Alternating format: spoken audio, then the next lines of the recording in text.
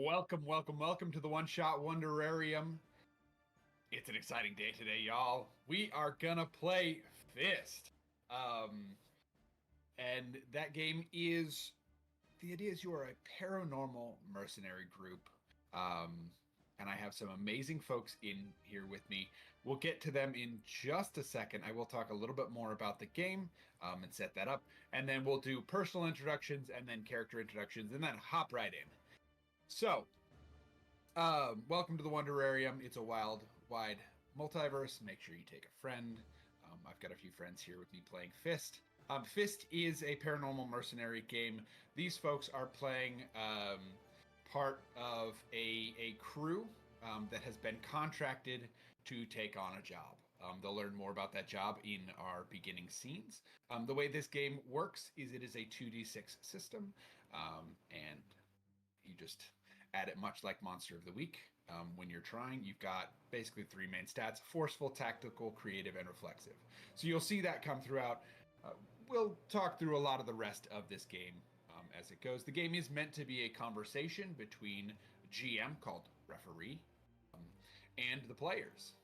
So let's go ahead and get started. We'll start in the upper left of the screen here with VJ. VJ, would you mind introducing yourself? Hello, everybody. My name is VJ. My name is VJ Harris. My pronouns are they, them, he, him, and something funny.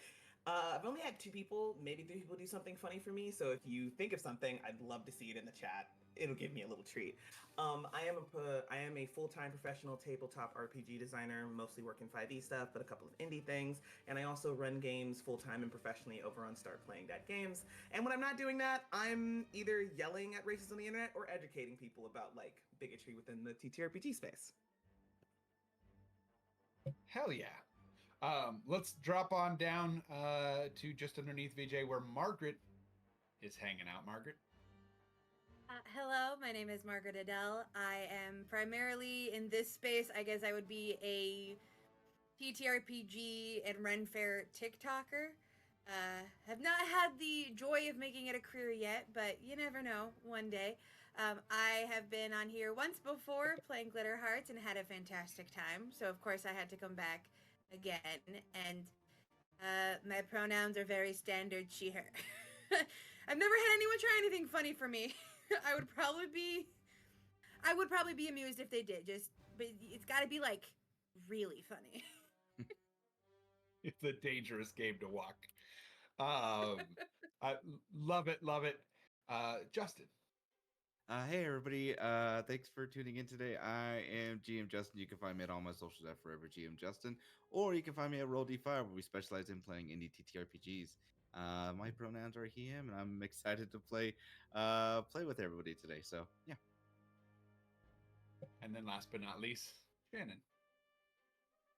Shannon, Imagine If, mostly everywhere online. I'm also the producer of the Imagine If Media Twitch channel. We have a YouTube channel as well, and we support those who create, play, and heal.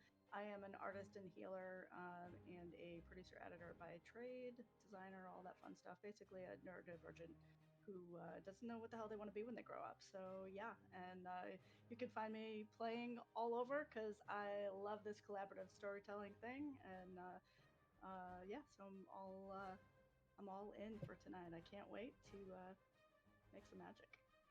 Love it. So we're gonna go ahead and enter into the story here. We're using an optional mechanic in this game that is called Chopper Chatter. But this session is going to be set in Orlando, Florida, and it doesn't quite feel like the type of place that you could just land a random chopper in. To me, it feels a lot more like a tourist bus place. So what has happened is Fist has rented out a Greyhound-looking bus and is sending you all in on this bus. So we've got the like, you know, movie theater carpet style seats. We've got, you know, the AC that sort of works as you're driving into a very sweaty Florida. There is the 4 of you and one more person who you are familiar with on this ride. That person is a sort of you can tell that they work in an office as opposed to the rest of you, right? They've got a nice suit on, a crisp dark blue full suit, and let's see. Okay, sorry, which may a nice dark blue suit, and it got it just a classical ponytail, dark brown hair. It has a sort of a Cuban complexion, right? Which she is native to Orlando. But this is Crackerjack, your handler. Crackerjack is going to turn around. These aren't the kind of buses where the seats swivel, so she does have to sort of turn around in the aisle. Welcome. You got your, pre-mission jitters out yet? I don't get pre-mission jitters. Jitters. I'm just saying. I have seen a few of you get a little antsy on long rides like this, and just wanted to check in here before we get too close to the drop zone. We're headed in. Go ahead. I'm gonna say a little bit is just like, unfazed by the whole thing, but going through and picking out like little pieces of purple little ooze and picking the pieces out and then just absorbing them back in, and at the same time picking like little black and white pieces of fluff out of it, like, and kind of dropping it, and then I'm gonna turn over and just kind of look at the rest of the crew, like the hell is this from? Was I with you last night? You? And I'm just gonna kind of like go around, like, any idea where this fluff is coming from? No, and you're gonna see as my character will pull out a taco and just start biting into it, as just kind of like taking everything in. All right. Well, let's just start with a simple.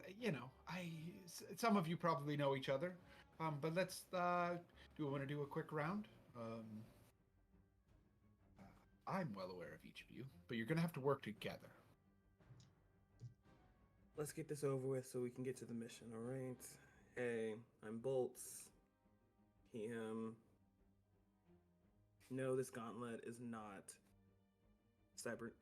like my other parts. Okay, cool. And do you want to give us a physical description of Bolts real quick? Yes. Actually, yeah, sorry. So, Bolts is a 6'3" African-American man with usually, like, will sometimes have his hair out in kind of like a high top fade, but currently has it braided back down in cornrows, and like the high top is pretty tall when he's not actually on the mission, so the cornrows are decently sized. Is wearing, kind of like your standard like tactical gear vest and necklace with some like pouches around it and stuff, and these very pristine, very clean black leather boots, like combat boots, and is just has like a ring on his non-cybernetic finger underneath the gauntlet that he's wearing, that he is constantly like touching the finger of. Love that. All right. Well, thank you as always, Bolt. There's an S at the end of it. Bolts. Bolts. You mess it up every time. Out of control. Well, There is only one of you, so Is I have there multiple though? bolts in my body. here, bolts. This Firestorm cuts. All right, before Peanuts embarrasses herself any further, y'all know me. I'm Firestorm. I'm back. Let's just get this over with. And you can see it's an older woman, deep chestnut hair with streaks of gray in it, and just one look, you know she's been through shit. Her skin, she is white, but it's very discolored in places, and scars and calluses, and this is very clearly at first glance a woman that has been fighting for most of her life and is over it, but is still here. Love it. Between the two of them, you'll see Little Bit, and Little Bit is probably about 5'7", so not really Little Bit in height, um, but Little Bit is gets the nickname from being a hacker and being able to kind of get into things, but also Little Bit sometimes turns into a pile of ooze. And so this gelatinous purple substance that you saw a moment ago is kind of working its way back into the system, because also maybe a little bit forgetful about things and doesn't really know what came first, the person or the ooze at this point. And so just kind of in and out, but very casual about it. Doesn't Has been doing this for a long time and knows there's always tacos, so this is a pretty good gig, and is not really too concerned about anything. The hair is all purple hair, um, skin tone Caucasian with flecks of purple that look like tattoos, kind of like throughout. So to the standard human, it just looks like cool tattoos, but it's really like this interwoven mesh that's happening as maybe some things aren't firing right in the brain. Okay. I think you'll see as Taco finishes up with his taco. He is a se- he is a 7 foot sorry 5'7" Latino male with short hair that kind of peaks up at the that kind of goes into like a tip. With his hair, you'll see bits of streaks of gray as well. Clean shaven, has his sunglasses on, wearing a suit, but with the coat off right now. So it's a black and white suit. Has a little chain that connects into a not a stopwatch, but a little pocket watch that he has. Before he looks up at Crackerjack and says, "Yes, let us begin this. I have other important matters to get to. Yeah, Well, so each of you brings something different to this task, as always. But you may have read a little bit of the mission brief. We'll go over it here. You're going in. Do we actually have to do that? I think all of us are capable of reading and can just get there. Pulling my brief out, start going through it. Absolutely. Look, if that's the way you'd like to be, I'll get paid to ride. real quick, is there anything that we need to know about that is not in these files? Absolutely. There are a few extra bits of information. We have identified the gods that are being resurrected by the Ueda family. Well, I think they're only working to resurrect one of them. That is a little murky at the moment. The gods' names Nakiru and Zuri. They were the twins of joy and despair before they died.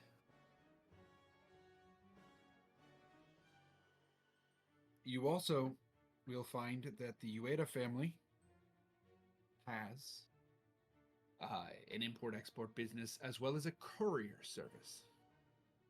So you might be able to track down one of their couriers throughout Orlando. That is the believed best starting space for this mission. If you'd like to go charging right in, you're the experts. But you might be able to find some information with the couriers. We go right to the food downtown, find those little couriers biking around. That seems like it would be a hot spot for that sort of activity, yes. Yeah, it's about lunchtime. And she'll absolutely smile at that. So that's the most important bits of information not included in your brief.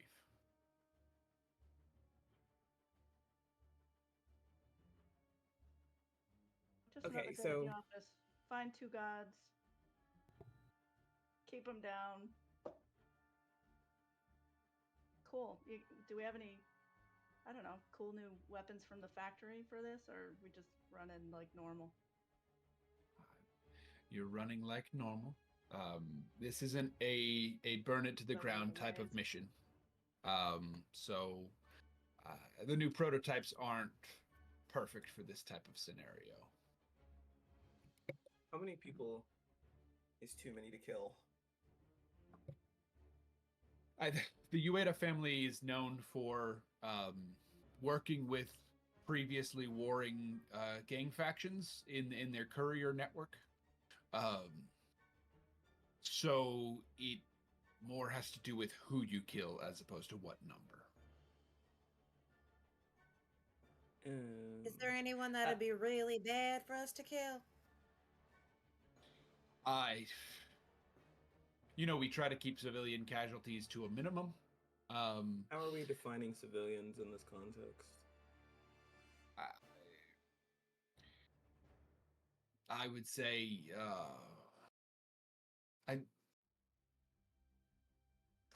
that's an interesting question. The Ueda family does have a specific network.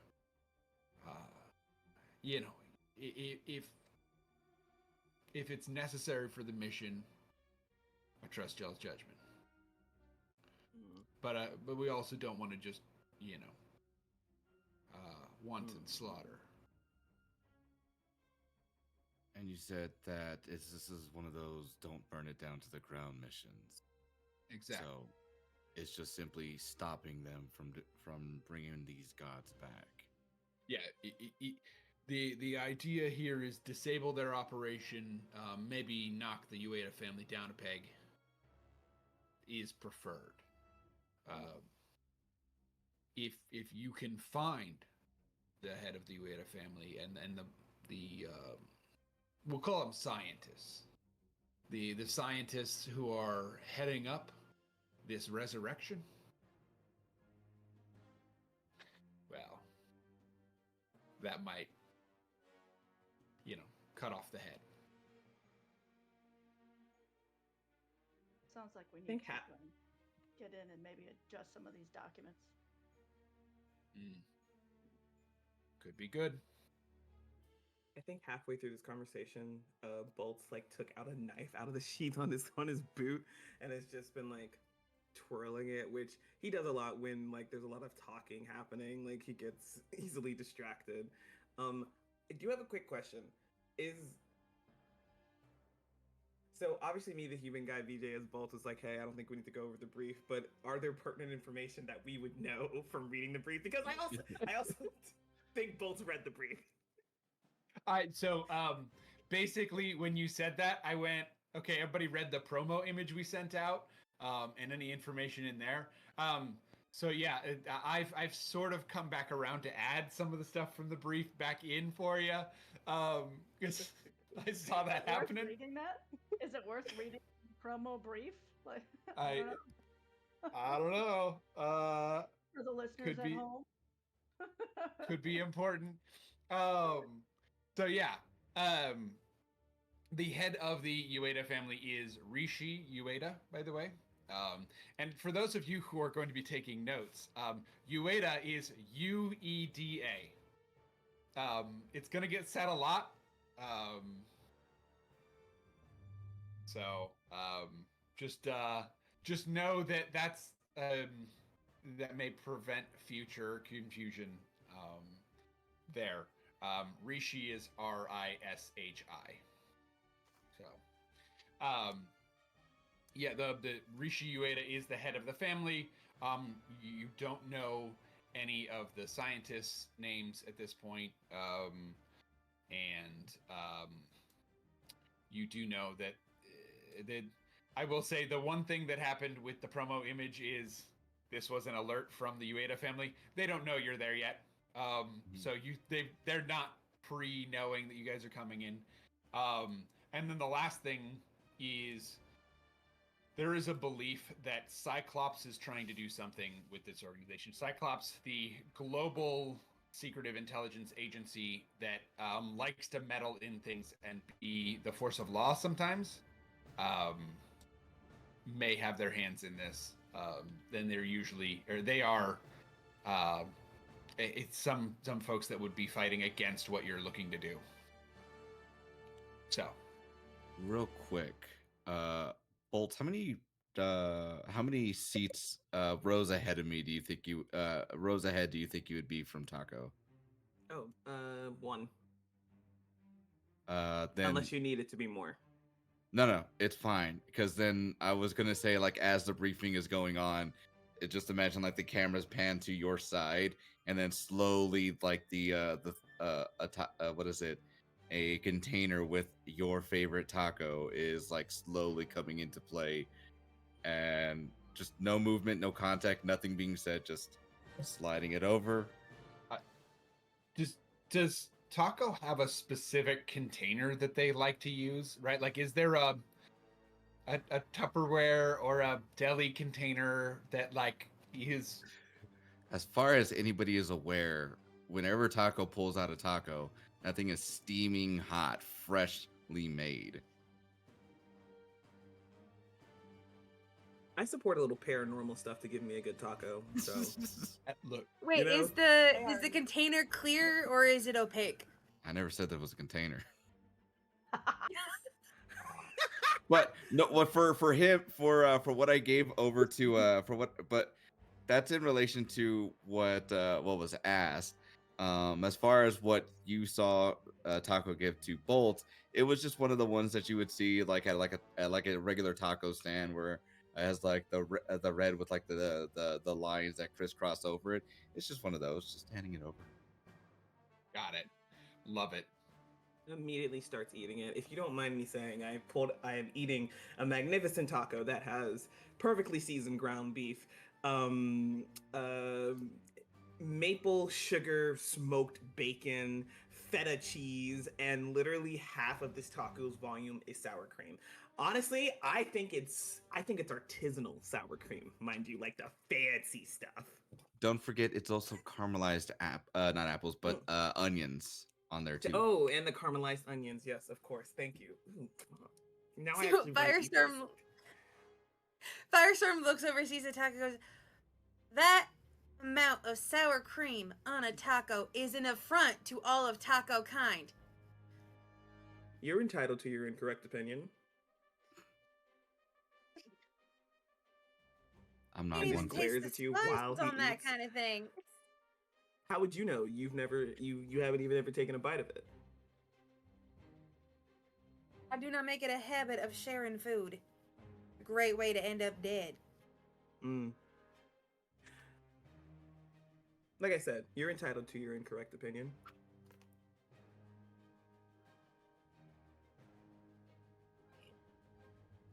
Sorry, I just read in the chat interdimensional taco pocket.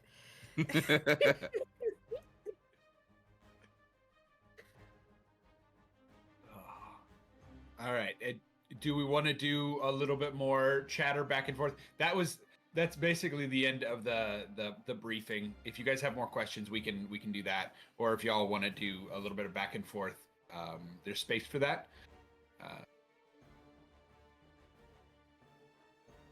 I mean, I'd imagine that Bolts and Firestorm are just glaring at each other over the taco in awkward silence.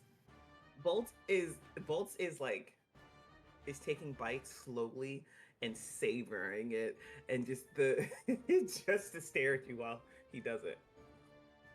I'm imagining the sour cream has started to sort of bunch up. So just over the top of this taco, you just see like a slightly towering bit of sour cream every bite. Hell, I think Once in towards a while, the a end, lick. Bolt pulls out a sour cream packet and puts more on it. Out of little has like a little chip as a pocket that he keeps like a little small you know those like plastic things you put in your freezer that like will stay cold for like will freeze over and stay cold. I think he has a little small one that he puts in a pocket to keep his like condiments that need to be refrigerated, and so pulls out a little bit of extra sour cream like And at Has that point, like silver stuff in there, so it's actually like a chilled little pocket. mm-hmm. at that point, Firestorm just shakes her head and crosses her arms and goes, "Ain't no accounting for taste," muttering to herself. Very tempted to have her ask, "Are we there yet?" But I don't think she would.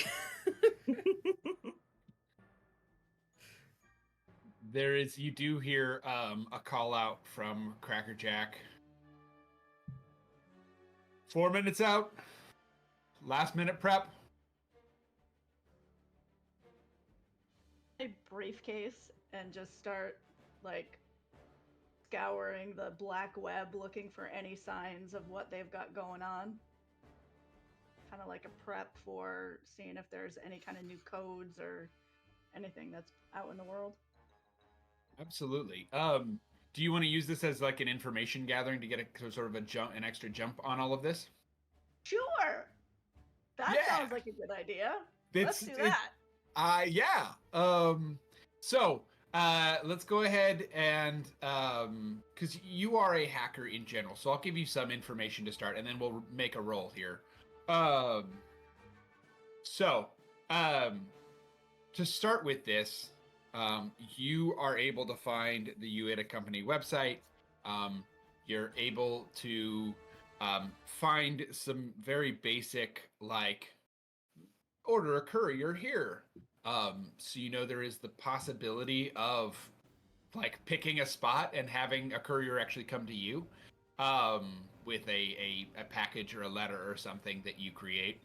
But then if there is a system that is ordering couriers, there is a system that is tracking them. So with enough effort, you might be able to find the actual routes of the couriers and jump one or several. Try to be doing. Looking for seeing if I could map out a spot where maybe we could put a couple people to watch and drop something in this put a little tracker in an envelope to get it to where we want it to go, that kind of thing. Yeah. Let's go ahead. I mean, it's a courier service. There's an online portal that you can absolutely fill that out and tell them, let's meet on the corner of Orange and 3rd. You know, those are made up streets, but I'm sure that exists somewhere in Orlando. Pretty sure it does. They're very common street names, right? But yeah, so you can absolutely just drop that. What are you looking to have them deliver, or are you having them pick up? Yeah, well, before the delivery part, because I think I would talk that through with the crew, but before that part, I'm looking also in the underneath, like the underbelly, so not just direct to their website. So that's all great information, and I'd look for that, to see prep for the next conversation with them and what we're gonna do. But I'm looking for if I can see anybody that is talking about the Ueda family, any kind of little twins of joy and despair quotes and memes that are going around, or anything like funky that they could be utilizing as a code of conversation to say like where they're moving people, or what kind of area that they're talking about, like it's really joyful down here on Orange and Third, whatever, like Yeah. chat rooms. That's the kind of shit I'm looking for. Absolutely. So you'll find there are, and we're setting this in sort of a modern day esque. So I am going to use some stuff that exists today here. There. I think you'll find like a Reddit thread where a WhatsApp conversation gets shared. But the WhatsApp group is there's a password that you've yet to figure out to get into. Just on basic information gathering yet. But on your comb underneath, there is, I think there is a conversation about where they talk about family business just a little bit. And there's probably a side group message that is not locked down, that is people griping about their bosses. Because that exists in every single workplace ever, is somebody is unhappy about their boss. And this is no exception. So I think you'll find that there is a WhatsApp group that you could join that that has people griping about their bosses. We'll join that. They'll all get a ping on their phones with the link to the Reddit threads that I found, and I'm also going to create a new profile, my boss sucks 69, and join that group as well. Amazing. Yeah, so my boss sucks 69 hops into the WhatsApp chat. And you'll see just talking shit about it. Yeah. Oh, absolutely. Are you making up a boss and immediately talking shit? Yeah. Well, I'm responding to other people's stuff first. So I'm going into like really active threads that look like it could have to do with, Hope or, either one of these twins or whatever, or specifically the Ueda family. And I'm starting to talk shit about this made up. Yeah, exactly.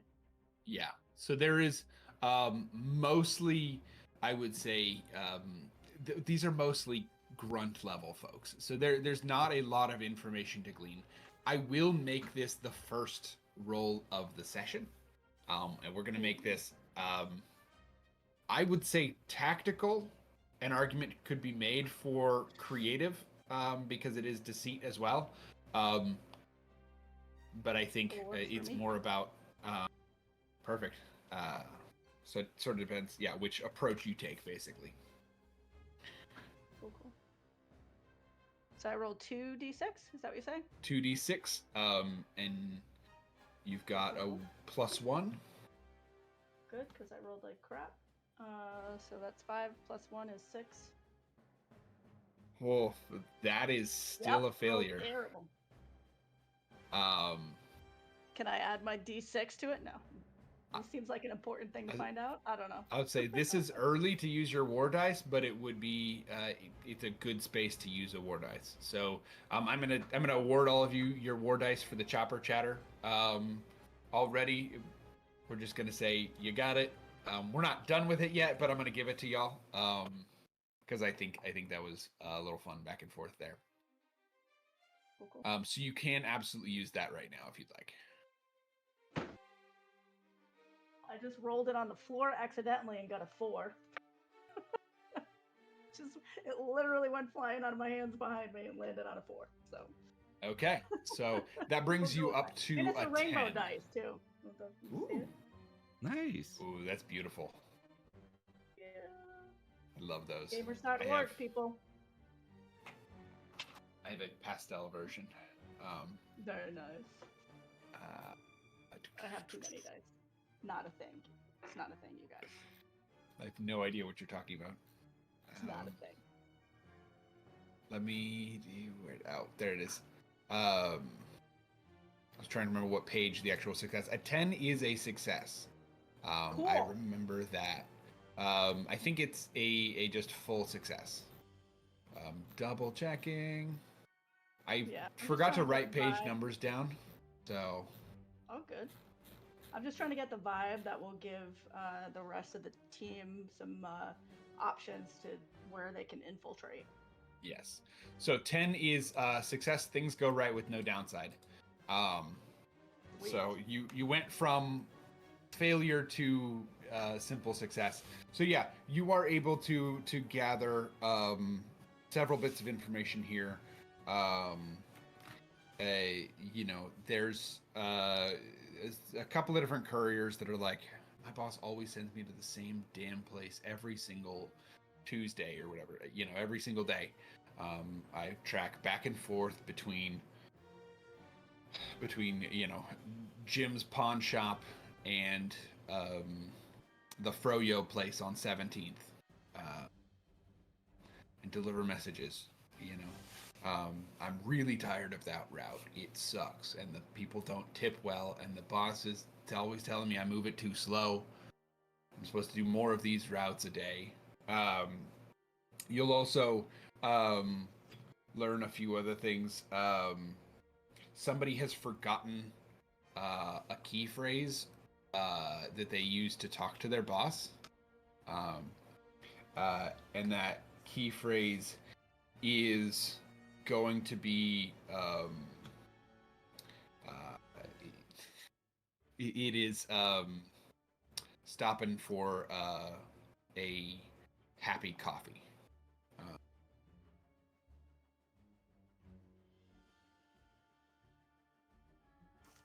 Opposed to a sad coffee. For what? As opposed to it's like a little treat, you know? It's a happy coffee.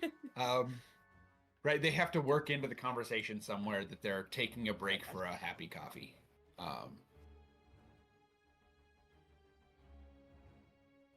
Cool. I will also ping this information to the group. 6 minutes. 6 minutes out. I didn't even need 4. What do you guys want to do? How are we getting in? Who's going in? When's the fun begin?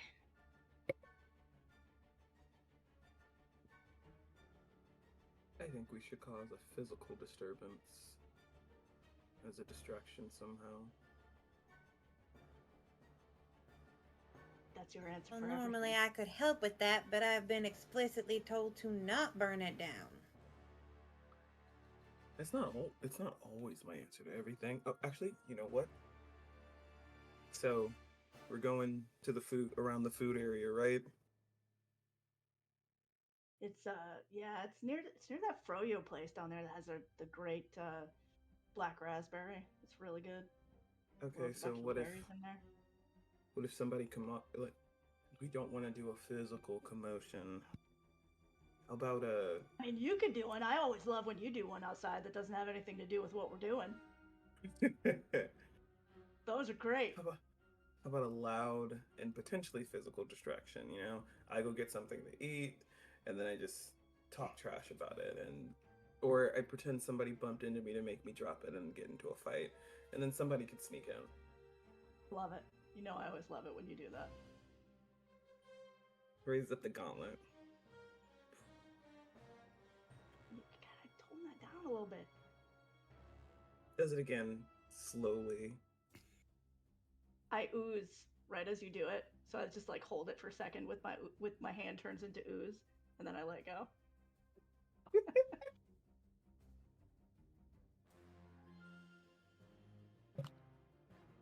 You'll see Cracker Jack has just a confused look on their face at this odd interaction. Like good but odd interaction. Do y'all need a room or something, or Peanuts aftertaste. You just keep it down. Get your mind out of the gutter. I'm just saying, if you need some privacy, we can like put up a curtain or something. I don't know. The whole slew of ooze that just right on their face, and then comes back crawling across the bus. Oh. God, can you like put on some essential oils or something to that. Like the ooze is. And you wake up in a panda suit on a rowboat and tell me what you smell like the next day. Hey, I didn't choose to wake up in a panda suit. Yeah. I went to bed like an adult at 9:30. All right. Got my 8 hours. We don't have to talk about the panda suit, all right? Whatever happened there, that's not something that needs to be brought up, okay? I just clock you. Like, Okay, so we need at least one person to cause distraction. Bolts, you said you're gonna take that. I say we have one person stay on the outside, one person on the inside, and then at least one other person tapping into some sort of camera system, just so that way we have surveillance over the entire area. So, who's doing what? Besides Bolts. That's understandable. I got the cameras covered. Cameras. And then Firestorm would probably be the one staying outside. Okay, then I will go. I will go in first. I'll go in first. Little bit. Find a place where you are more discreet and not easily seen. Firestorm. Obviously, find a spot from where we're all going to be set up at, and then following that. Would we want Firestorm guarding little bits in case someone does uncover what we're up to? That'd actually be a really good idea. Like while she's distracted with the computer stuff. As long as you're able to keep an eye on little bits and keep an eye on the Froyo place, then that should cover both spots. And then Bolts, work your magic. I think we can break out the van for the buy best and do like the house calls like we used to do. So we just park the van outside. I think that might be a little bit more conspicuous. Everybody loves the buy best. I know, but in this case, this is probably one of those we won't do. All right. I'll just do my laptop at a coffee shop. I'm a writer today. I'll be a writer today. I'll take the back corner. I start dressing like a writer. Start getting my stuff. Perfect. And you'll get a call of 1 minute.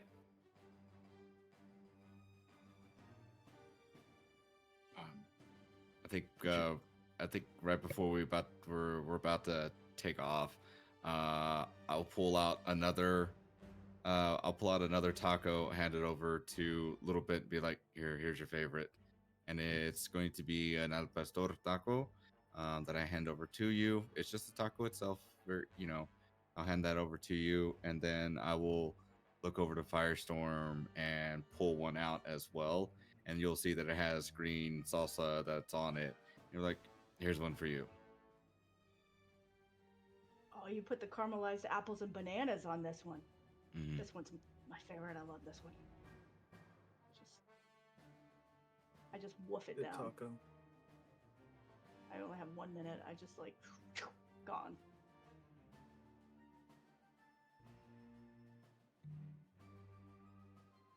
One was spicier. Love it. Firestorm changes into her, civvies to be the conspicuous guard hanging out also in the coffee house. But even then, like in quote unquote regular people clothes, she still doesn't quite look like a regular person, kind of more Trunchbull from Matilda, if anyone gets that reference. So even in civvies, she's still just a little bit too intimidating, but she picks a different table. She's prepared to pick a different table and kind of just be the angry lady at the coffee house. Bolts puts on more weapons. Look like intimidating, and as a guy like when you see those like heavily armed motherfuckers walk into like a coffee shop or something for why are you carrying like a fucking sniper rifle on your back or whatever?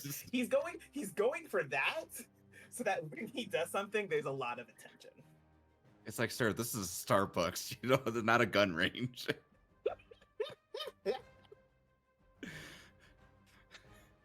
Here's your caramel macchiato, sir. Have a nice day. Somebody comes by with a boba. Chill out, man. I think for Taco, he doesn't change really. I think what you'll see him do is take off the vest, which will show he has suspenders on, and then take off the shirt. But there's like a, what is it? One of those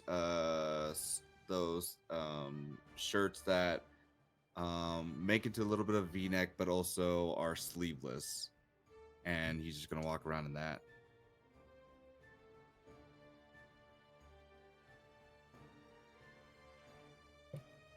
Okay.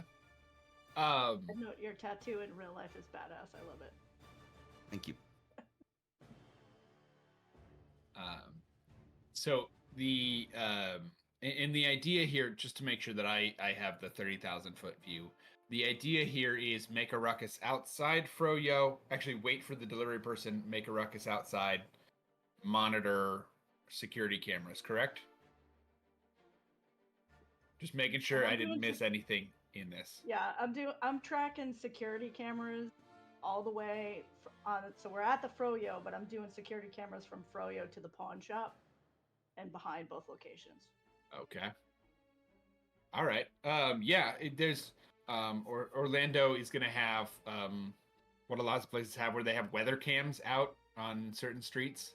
So you can totally access those weather cams. That's super duper easy to get into. The state never changes their passwords. No one ever does. Yeah. That's but yeah. So you are able to get that set up. You guys are dropped off a few blocks away, because I feel like there is the idea that a full bus dropping off 4 people in front of a Froyo place might be a bit of an attention grabber. I feel like we probably took the bus to the train station, and then we all took separate lifts to get to where we needed to go. A little bit further down the road. Yeah. Yeah. And we all, of course, are tracking each other while we're doing this. We've all shared our ride. Coordinate your watches. All that sort of thing. And so, yeah, you guys each arrive at the Froyo place. Just a slight few minutes difference, probably, for each of you. The earliest is probably one of the two inside the Froyo place, right? And then, immediately followed by... do you guys want to set an order of who arrives first? I think I would say Firestorm goes in first, because she's, I'm guessing, a little bit more conspicuous than Lilbits. So when Lilbits comes in, the casual observer would probably be more likely to be looking at Firestorm until the distraction has begun. Looking like a college student who's still in college and still trying to get that book written, but they're been doing this for 15 years and they just keep taking different master's programs because they can't finish anything, so they just keep going. And so I'm frazzled. I called ahead for my punched in my order of the Froyo with a side of coffee from down the street, kind of thing, and had it delivered to the Froyo place so that I could get both, like, they making it look like I'm there all the time on Saturdays or whatever, that kind of thing. And I'm very, very frazzled. I get shit all over the table while I'm working. There's like a half-eaten candy bar there, and right next to it is like a Diet Coke that I'm not drinking because I'm drinking the boba that just came in. It's just a mess. With You my gotta have at laptop. least 3 drinks. Yeah, with my laptop. I think Bolts is next. So goes and gets the froyo, orders just ordering the froyo. Has taken off the gauntlet and like stuffed it in like a pack or something to not look too wild. And is kind of is sitting outside on a bench, kind of waiting for like the delivery person to show up and like hoping that there was gonna be like some like roided out looking gym bro that he can get up and get into an altercation with, because it'd be more likely that they're gonna get into it with him back. And mind you, Bolts is tall, but isn't like particularly bulky. Like he's got more of like a swimmer's build, maybe a little bit maybe like a rugby 8-man build more than anything. So it's got muscles there clearly, and obviously the cybernetic arm. But does not look like a can pack a punch and like throw you 60 feet away from him. Okay. And then that brings in Taco last. Yeah, I will. What is it? Follow on suit as like, and once everybody is set up into their positions, I'll join in just so that way I can keep an eye on. From the inside, it's just another set of eyes. Okay. So it's a little bit, right? This is not, biking through Orlando traffic. You can go pretty quick, but also there is a max speed, right? So you are it's probably, we'll say, 20 minutes before this delivery arrives. While y'all are there, you hear a few things. One, this froyo place is one where every time they get tipped, they have to like do some sort of a song. And you've noticed that the person at the cash register only knows one of these songs, it seems like, because it's the same song every single time. And it's 3 or 4 times where they're like, thank you for your right? And it is starting to get a little bit on your nerves in the long run. The other thing, it does actually have very good froyo, right? The black raspberry is stellar. I think that's what you said, right? Black raspberry. Yeah. The black raspberry is absolutely stellar. And the other thing is in this place, it seems like it is a spot for teens. It's a lot of the clientele is younger in here than what you might expect at a coffee shop. So you're seeing the sort of the clientele and the folks who are around. And every once in a while, a few business folks come in of like, 3 folks who work in the office down the street come in for froyo. Like, that's not abnormal. But the clientele around you is mostly younger.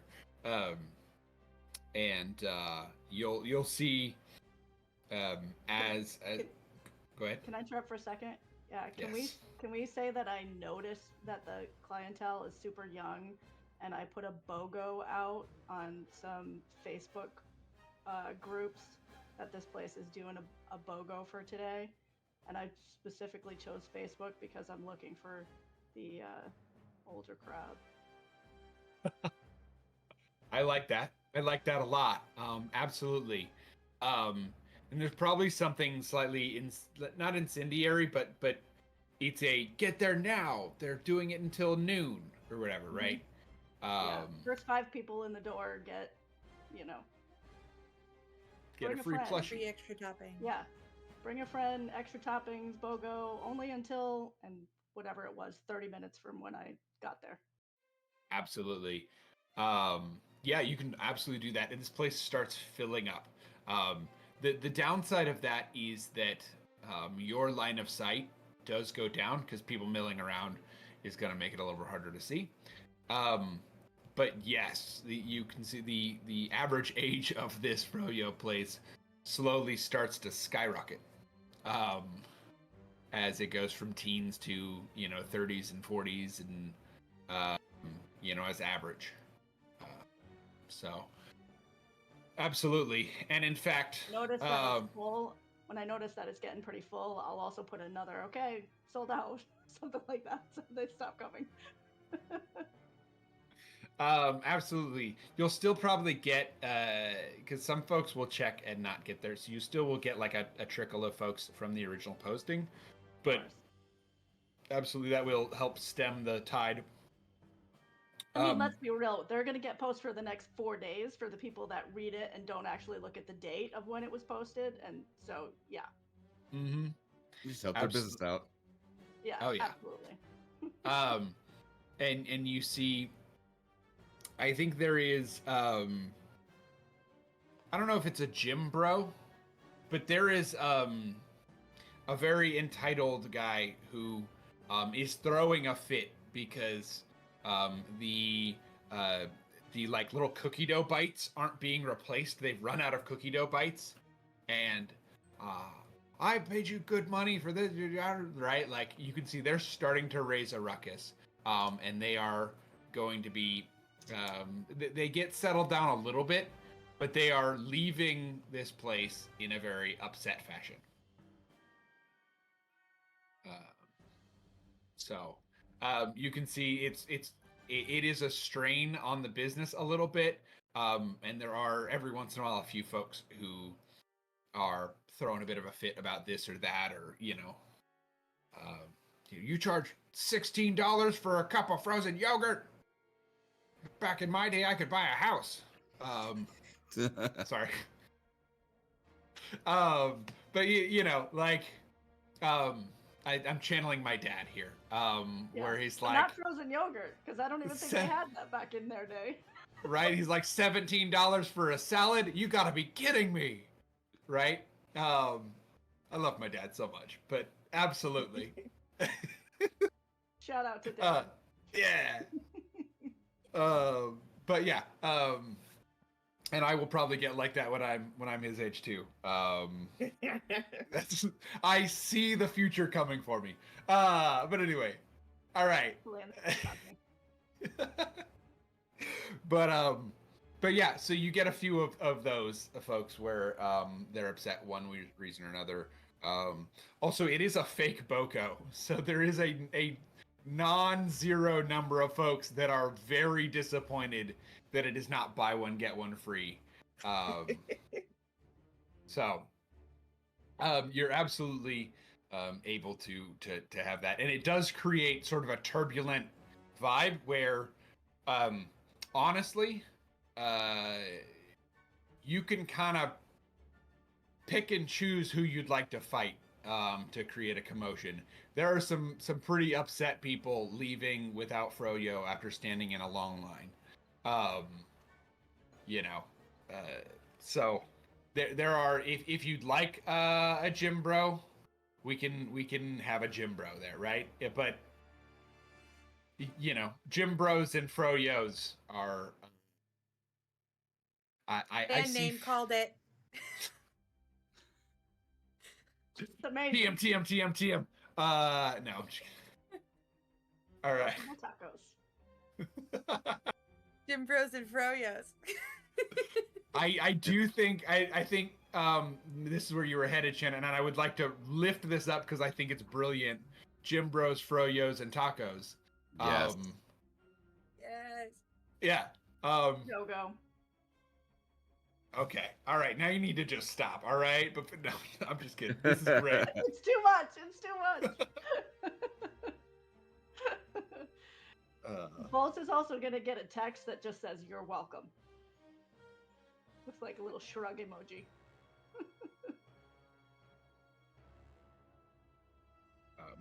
But yeah, you're point out this entire time, Firestorm's frozen yogurt that you did get, plain vanilla, no toppings. Looking slightly like a psychopath. Slightly. So many levels, I can't even handle it. It's okay. It's slightly less of a psychopath than the people that just come for the fruit. Which is a hack sometimes, but yeah, have you not heard that before? No. So there are people that have done the math on how expensive it is to get fruit at the grocery store and have realized that in some places, if you get only toppings per ounce, it is cheaper than buying them at the grocery store. And so they will just go for the toppings. That's genius. It's brilliant, but you look like a maniac. If it works, it works. Look, hats off to Listen, you. I'm Gen X. I don't care what I look like. Oh, so good. But yeah, so that's sort of the inverse of the vanilla yogurt nothing, right? So Makes me want to make one of those and sit right next to you. Next time. We'll save that for our next adventure. sounds good. Yeah. Next time we run this, we'll be in a froyo place. Yes. We now take But- it back to your regular scheduled programming. Absolutely. Which is good. We did have an ad running during a chunk of that, so it worked out. But yeah, so as this crowd, you will see bolts. You'll see a biker, a bike courier. There we go. Trying to weave their way through the crowds that have extended outside of this froyo shop. At this point, this courier is inbound. You can see they are late teens, early 20s. You're not sure. It's that realm where they could be a high schooler or they could be closing in on 30, but you're not quite sure.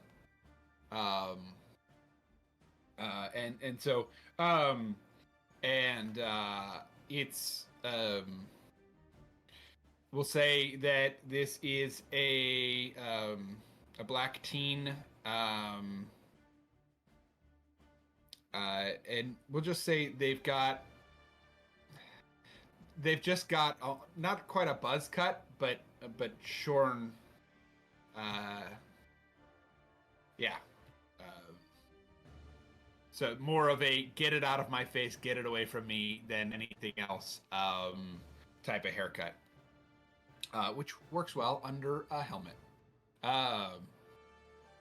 So, yeah, you'll see they'll pull off their bike helmet, stash their bike by clipping it onto a local, or to a light pole, or like just something along the side of the street. Next to probably a pile of half knocked over scooters. And then they'll head in with, and this is the courier that you ordered with the coffee, correct?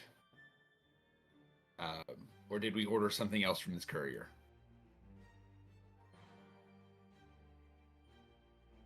Have I mixed up couriers? Sorry, that was to Shannon. That was to me? Yeah, no. Okay, so wait. This is the courier that always goes, no, I'm sorry, I've mixed up. You said you ordered coffee earlier, and I got that stuck in my head. Oh yeah, that was just for the setup. Like I've Okay. Like I get all yeah. Gotcha. That has nothing to do with the courier. Cool. This is the thing one that that was was running. complaining about their boss. Completely, yeah, Okay. yeah. No, that was just completely separate setup for my arrival at the place. Yeah. Yeah. And on the security cams, you would have a sort of 5-minute countdown, right? To let folks know that this person was inbound. Not a ton crazy has happened, right, on the security cams, but it's always good to have an eye out. So yeah, this teen walks in and is looking into the crowd, and you'll see the manager of the froyo place. It's all hands on deck for this froyo place. He's like, set it, counter. They're like, just shedding gloves and adding new gloves, and so there's not as much. Well, never mind. Sorry, I mixed up froyo and ice cream. But yeah, so they're not wearing as many gloves, but they're making toppings and that sort of stuff. But they're busy and helping folks check out and that sort of a thing. So set it on the counter. Do you need? Oh, you need me to pay, don't you? All right. Do you take like a online? No cash? Okay. And because this place is so busy, you can't quite hear the courier as they're talking away from you. And it just gets bounced into the crowd noise. But you can hear the manager because they're having to shout over everybody. But yeah,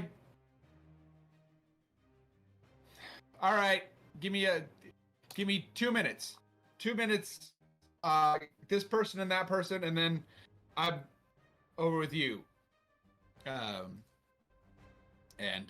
So they're gonna, be working with get a couple of folks checked out. They finish the tasks that they were doing before popping over, and you can see him hand a crisp 150 to this courier,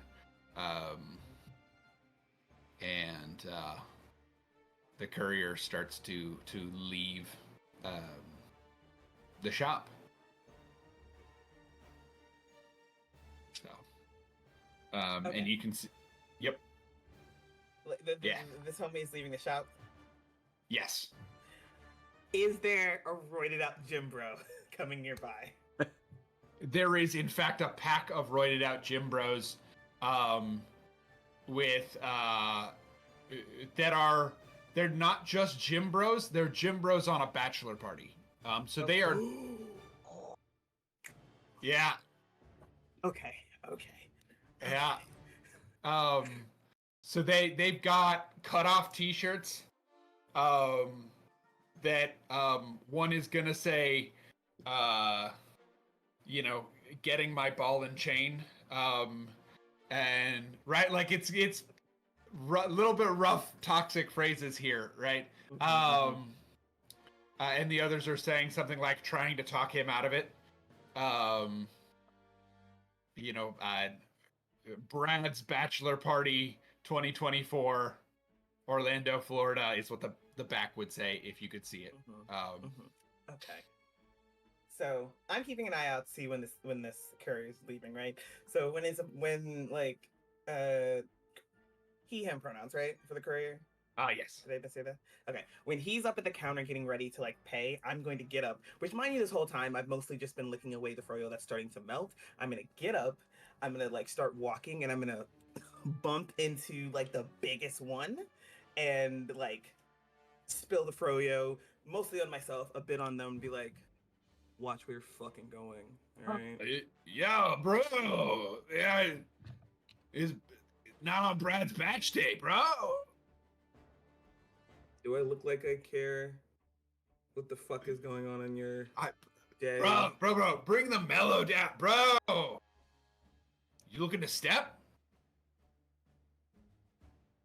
I think as it had done the past, hey, watch where you're going, and walked a little bit away, and kind of turned around to keep talking, and then literally takes a bit, just one step forward, and is 6'3" or whatever, so has a long stride, so it gets really close. What's it look like? Bro, not on batch day, bro. And they're going to immediately just shove. He'll take it. He'll take it. He'll get shoved back. I have a question for you. Yeah. So my bounce ability works when I hit with the weapon. I'm asking in this moment, can I actually just roll whatever I have to attack, and then the actual attack is picking up this motherfucker and throwing him? So here's what I will pitch to you if you're okay with it. You have the cyborg exoskeleton. I would argue that it is actually built into your forearms. 100%. 100%. Yeah? Absolutely. Okay. What do I actually have to roll? So it's 2D. Oh wait, so would it be forceful then? This would 100% be forceful. I was like, to not hurt somebody, maybe precision, but this is forceful, 100%. If you're throwing them across the street. Here's the thing, the ability explicitly says that it doesn't deal additional damage. So if all I'm doing is just picking and throwing, per the rules, I don't actually hurt this motherfucker with physical damage. But feel free to change that. Okay. I'm okay with it. He just gets hit with emotional damage. No, I got this. I got this. Okay. Let's do this. That's all the therapy is not gonna do. That's a 12. No, yes, that's a 12. Holy wait. Ah, it's a crit. Whoa. Is it 2 6s? Oh no. It's an unnatural 12. Okay. It's a 6, a 5, and a 1. Ah. Okay. I was really excited for 2 6s, but I had to check. But that's still fantastic. So you know And- what? Yeah. I rolled a 6 on my d6 times 10 feet that I throw at this man. So All right. A light. So There's lots of you're gonna lights in see our you're gonna see Brad is going to look and be like, get him, Gunner. And Gunner's like, bruh, yeah, I'll box your ears in, right? And go for a swing. And I think there's a moment, if you'd like to narrate this, I'm happy to hand this yes, over. I would love to. Okay. So as Gunner kind of comes in to take the swing, despite being like I don't duck it, but I like kind of sidestep for a moment so the momentum goes, and then I grab Gunner's arm and keep carrying, and then throw 60 feet, like 60 feet behind me, away from his companions. Perfect. So here's what's gonna happen. You are throwing this man across the street. The timing is very interesting though, because this is a busy street. And so as you just see this camera pan as this man gets just thrown, and this is like, this guy is probably 6'5", for sure on roids, like traps up to here, right? Like He weighs more than me probably. you know the person I'm talking about, right? And a little bit of a beer belly. And they just, you see, and it watches them come across as a Serta mattress truck comes across, and they go into the back of the truck, and you just see like pillows and fluff coming out. As the truck keeps driving.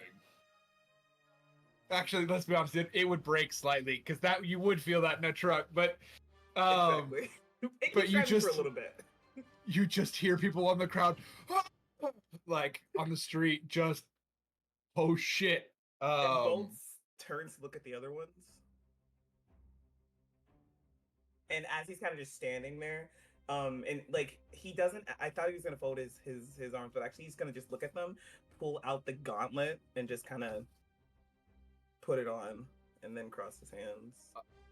You're gonna see Brad go, Blake, it's best man duties time, bruh. And Blake, like, you can see there's a moment of like, do I fail in front of my bros? Do I wimp out here? Because we're for sure dealing with the toxic masculinity of this moment, right? Or do I get thrown into a truck? Or worse. Or worse. And Blake is like,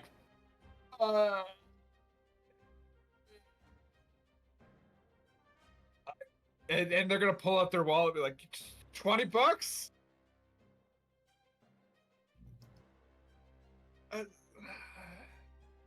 Sorry about Gunther.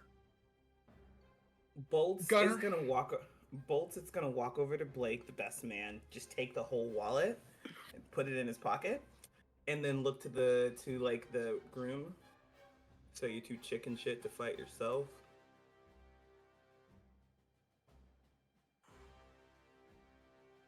Brad is like,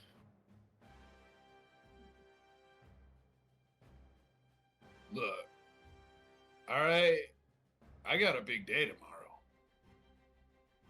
I gotta be there for the big day. But you know what I can do today? Kick your ass. And all of this is happening like very much right, almost right in front of the doorway to the froyo. So as the guy, like, to be like a commotion and a hindrance as this guy's coming out. Did I adjust the cameras and put this on Tactic? Yes. Yeah. TalkTick, the group communication platform that Yeah, Absolutely. everyone uses. Video specific, of Mhm. course. Yeah. Mhm. What's the courier doing at the moment? What's security? The courier. courier. The courier. Oh, the yeah. courier. Okay, sorry. It was my So the cur- pronunciation. That's my bad. No, you're good. Pronunciation beautiful. So the courier is he's, honestly, they don't get paid enough for this. They're not getting in the middle of this fight. So they're chilling at the moment. Just I think slightly behind Brad and probably Brad Jr. and John. Maybe Dave. While this is going on, I would like for Taco to shoot a text to Little Bit, and it'll say, "Do you have an app that transfers via a tracking app that transfers via RF or Bluetooth?" Question mark. And I turn with, of course. Can you send it to me real quick? It's already on your phone before you finish typing. And then at this point, I'm gonna walk over like I'm heading towards the bathroom as everything is transpiring. It's like, excuse me, sorry, pardon me. And then I will trip and with my phone out, bump into the guy because I imagine he's probably just like, I'm not. Like you said, he's not getting paid enough for us. Let me just tap my phone into it and do a transfer. Okay. Let's go ahead. Because this is I think a big moment. And I'd like to see how well all of this interacts. Can I think piggyback on that too? Just Yeah. before you go, just piggyback yes. to while that's happening. I am also going to pull the NFC data from the phone as well. So Okay. While he's transferring over, I'm going to use the same app to pull what we need back. Gotcha. So then I'm gonna because this is a lot. I mean, it's not like the craziest thing you've ever hacked, right? But it is you know. There's always a problem or always a hiccup in these when you're doing them live, right? Let's go ahead and make another tactical roll on that. Tactical. Or actually, what I'll do. Sis? Trying to think if I should make Shannon roll that tactical roll, because it would be your tech actually doing a lot here. Could I do a We do it as a reflex- combo? I don't know how that works. Ooh. I love the collaborative stuff. I don't know how that works either, but I love it. So how about this? Can I just maybe I know I only have one more, but can I maybe just give my war die? Would that be a thing? Oh, you totally can. That'd be a great option here. Let's do a tactical. If you want to give your war die, we'll have Justin make the roll. Yeah. So I'll assist Justin on here. That's rolling 3d6 now, correct? Yes. Sweet. That's going to be a 10 for me. Okay. Perfect. So 10 is the bare minimum for things go right with no downside. So yeah, you're absolutely able to. This person has a little phone holder on their bike, and so you're able to sort of walk across the front of it with your phone in like your hip or your back pocket, and sort of hip check the front of the bike, just in the name of like jostling in the store, and sort of transfer it that way. Because we're using a sort of a contact transfer program here. Awesome. So you're able to get a bunch of information. You're from this. You are able to get the contact information for this person's boss, the boss that they were complaining about. And if you were to go back to, which I assume you will a little bit later, but if you were to go back to that listing, you would find their boss's name. Their boss's name is Rico. So, um, so you have the full contact for Rico. And then you also have some GPS data, I think, from their phone of places that they have been. And you also have a tracker tracking active GPS. Anything else you were looking to have with that? Did you have anything else you wanted to do with that? Nope, I just want to at least get that on there and hopefully give us everything that we got. So Beautiful. Amazing. So yeah, you are able to make that happen in the few moments between Gunner's flight and the possible fight of Brad. So, yeah, shall we conclude this Brad fight? Yes. So Brad is smarter than Gunner. And Brad is going to take a swing, but Brad has sort of communicated to some of Brad's bros to take shots at you while Brad is right. Like it's not a 1v1 anymore. Fair. So Shouldn't 1v1 me. Yeah, it's smart. You just threw somebody 60 feet, right? Like it's not smart to 1v1. So let's go ahead and do. Are you still doing your forceful and your throws, or are you doing something different? I'm gonna use. I have my kinetic glove on, so I'm actually gonna hit them. And here's the thing. Because I'm now dealing damage, I just kind of throw these motherfuckers as I like actually deal damage to them. So we've got the kinetic gauntlet on right now. Oof. All right. So yeah. Go ahead and roll me that 2d6. Come on, bad boy. 9. 9. Okay. That is a success with complications. So, there's sort of two things that happen here. One, you get Brad good. You get Brad good. Brad is going to, I think, get thrown here. And I'll let you narrate that if you'd like to again. And then we'll talk over negatives. Yeah. So Brad comes in, tells his buddies, "Hey, gang up on him." And in Bolt's mind, he's like, "Okay, I gotta do something decisive to make these idiots like it looks like his like distraction worked, right? He's assuming it worked. So clocks Brad in the jaw, and the momentum just sends him kind of spinning and tripping away for 50 feet. Like he goes 50 feet away from him, like just the hit does it. And is just looking back at the others as they're coming in to hit, just like, "You want some of this too?" And I think the friends are like, "Nah, man, let's go to the other Froyo place. We're done. And Boko be damned." He still has Gunner's wallet, by the way.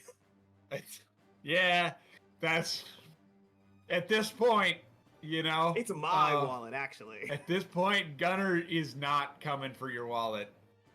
Gunner didn't want to step to you, so there's not. But yeah, did you want to roll the distance for throwing Brad? Oh, it was 50 feet. Oh, it was 50. Okay, sorry, I missed that. So this time I think it is in between traffic, and so there's not a truck, but you do just see Brad bounce on the street, which is not a great place. You know, Brad is not like visibly injured, but Brad is also taking a few minutes to get up. I did do 2 points of damage to this man. Oh, I don't know Brad what that is looks like. visibly injured. Brad is not great. To give the viewers a rough idea, our mercenaries have 6 health to start. Now, At some 12, just to let everybody know. some have chosen to have a lot more than that. That means if your mercenary is an average person, this is a third of that health. Your mercenaries are not average people, so we're going to bring that down a little bit. Brad is hurting. Luckily, the bleeding's all internal. That's where it's supposed to be. So, He's not dead, sorry. which The I was told not to kill anybody. Brad, if Brad actually goes to the hospital, we'll probably be all right. But also, Brad is hurting. There's the downside with this is that I think in the shuffle, someone is going to I don't know if it's step on or like back into or kick, but they're actually going to kick the bike courier's bike. So they are out of commission for the day, which does make your plan a little bit harder. Oh, damn. So, with that information, there's probably a new plan to be planned and some more information to be shared, but this is, I think, a really good moment to take a quick break. Blood, if you're ready, which I forgot to introduce. Blood is here as always, my favorite tech person, and my government-issued introvert. We appreciate Blood very, very much. Thank you, Blood. But it's time for break.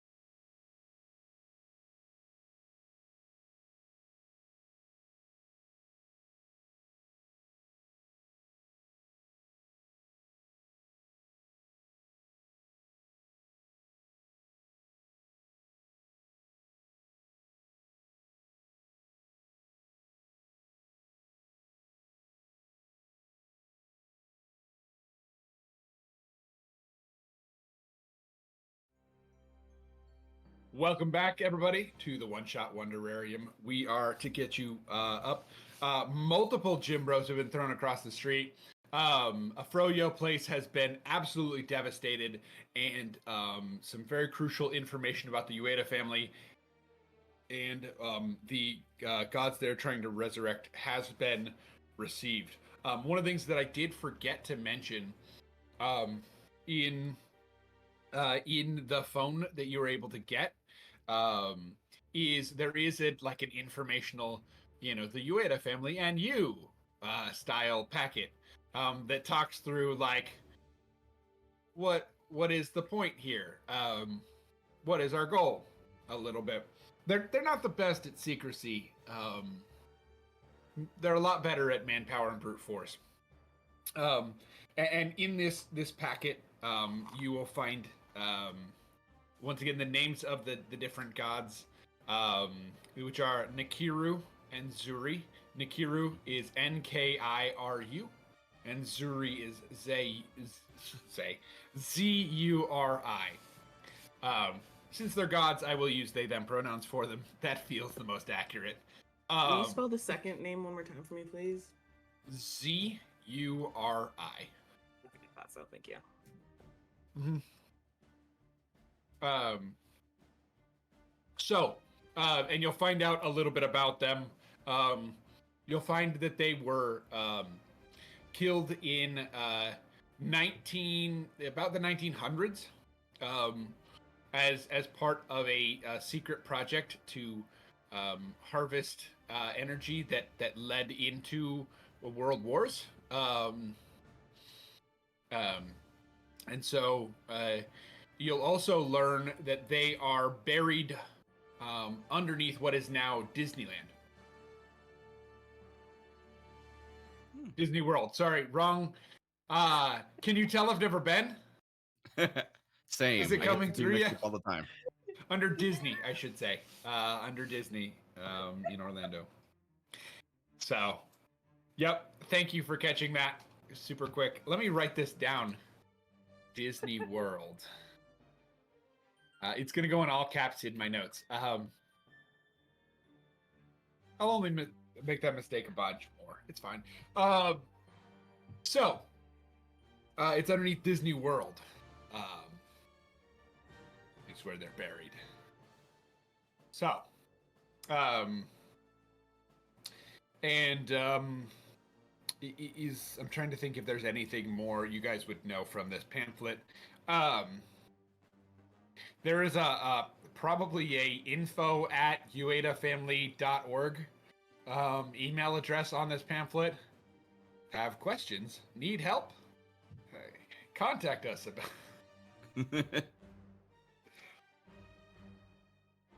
So,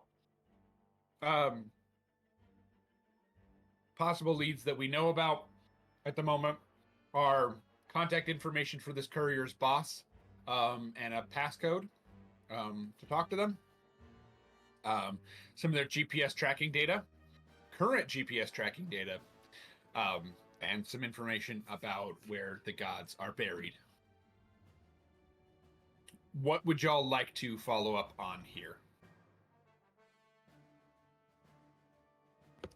Bolts is just kind of like wherever we're regrouping, just kind of leaning back, like waiting for like someone else to interject with the first bit of the plan, and to give his bits, because he did his part of the plan, right?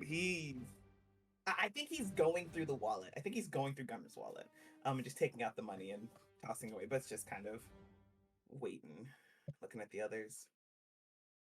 Amazing. There is something in there we'll get to here in a minute based on what the plan is. But there's absolutely something in there. A little bit is just gonna go over to Firestorm and just be like, "You ready?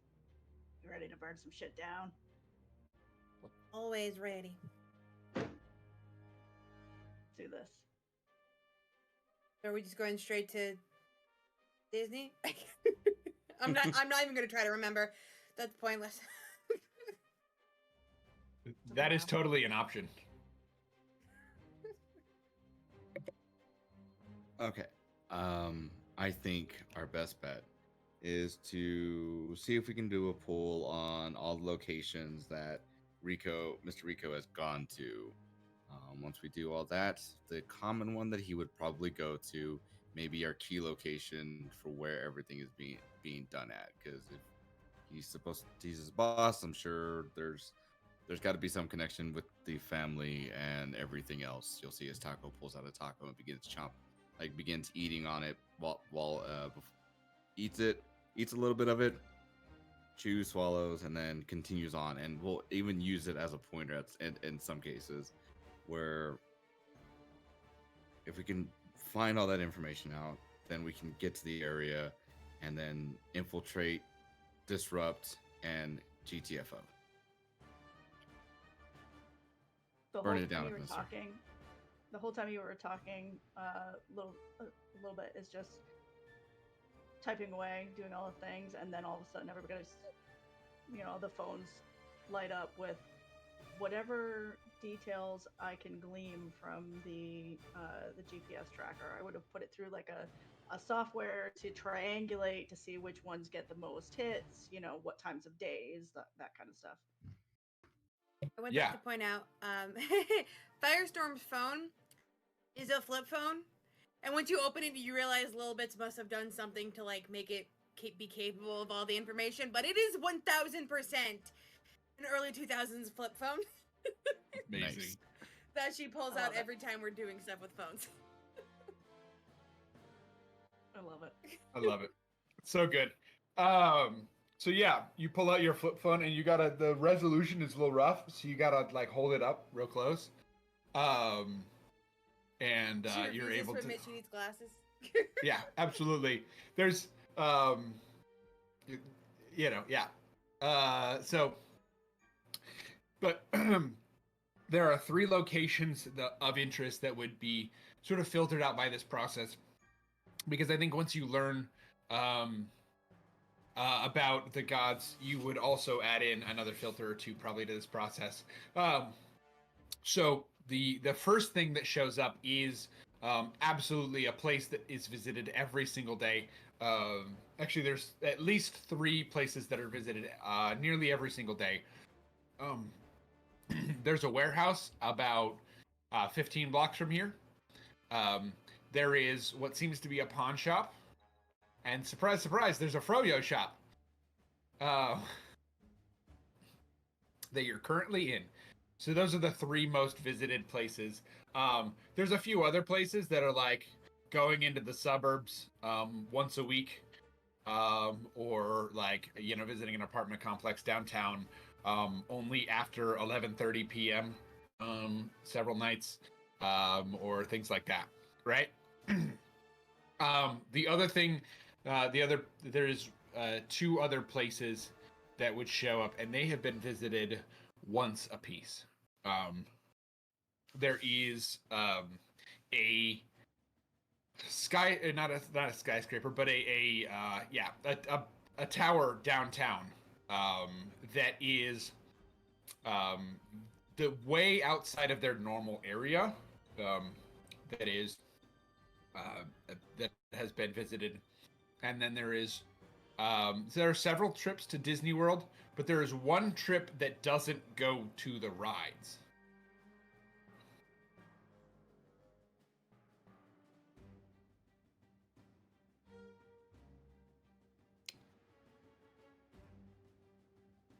Where does it go?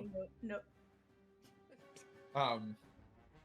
So we'll start with you, and then Shannon, we'll get to you here. Yeah. So let's go ahead and say it will go to a sort of what I would consider a back of house building.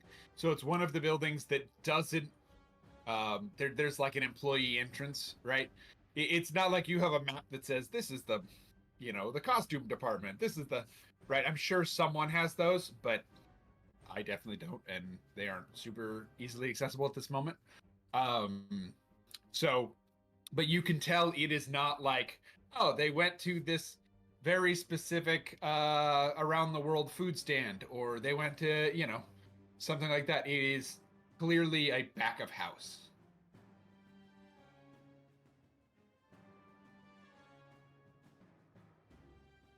if there's any notation or awareness on the times, or if anything jumps out as it matters as to was this one location visited 6 months ago and then another one, that kind of thing. Is there any kind of relevance to time? Yeah. So you will find like 3 corresponding things, or 3 or 4 corresponding bits of information here. Obviously, the froyo and the pawn shop are visited about the same time every single day, roughly. Every morning, weekday morning, they go to this warehouse around 8 a.m. Except 6 months ago, they did not. They only started going there 6 months ago. And a couple of days before that is a visit to the tower downtown. About 3 months ago is the visit to Disney World.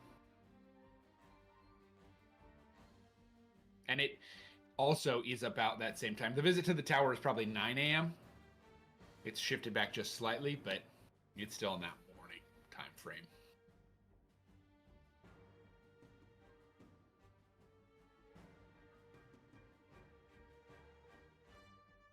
It's a theory, but we could have.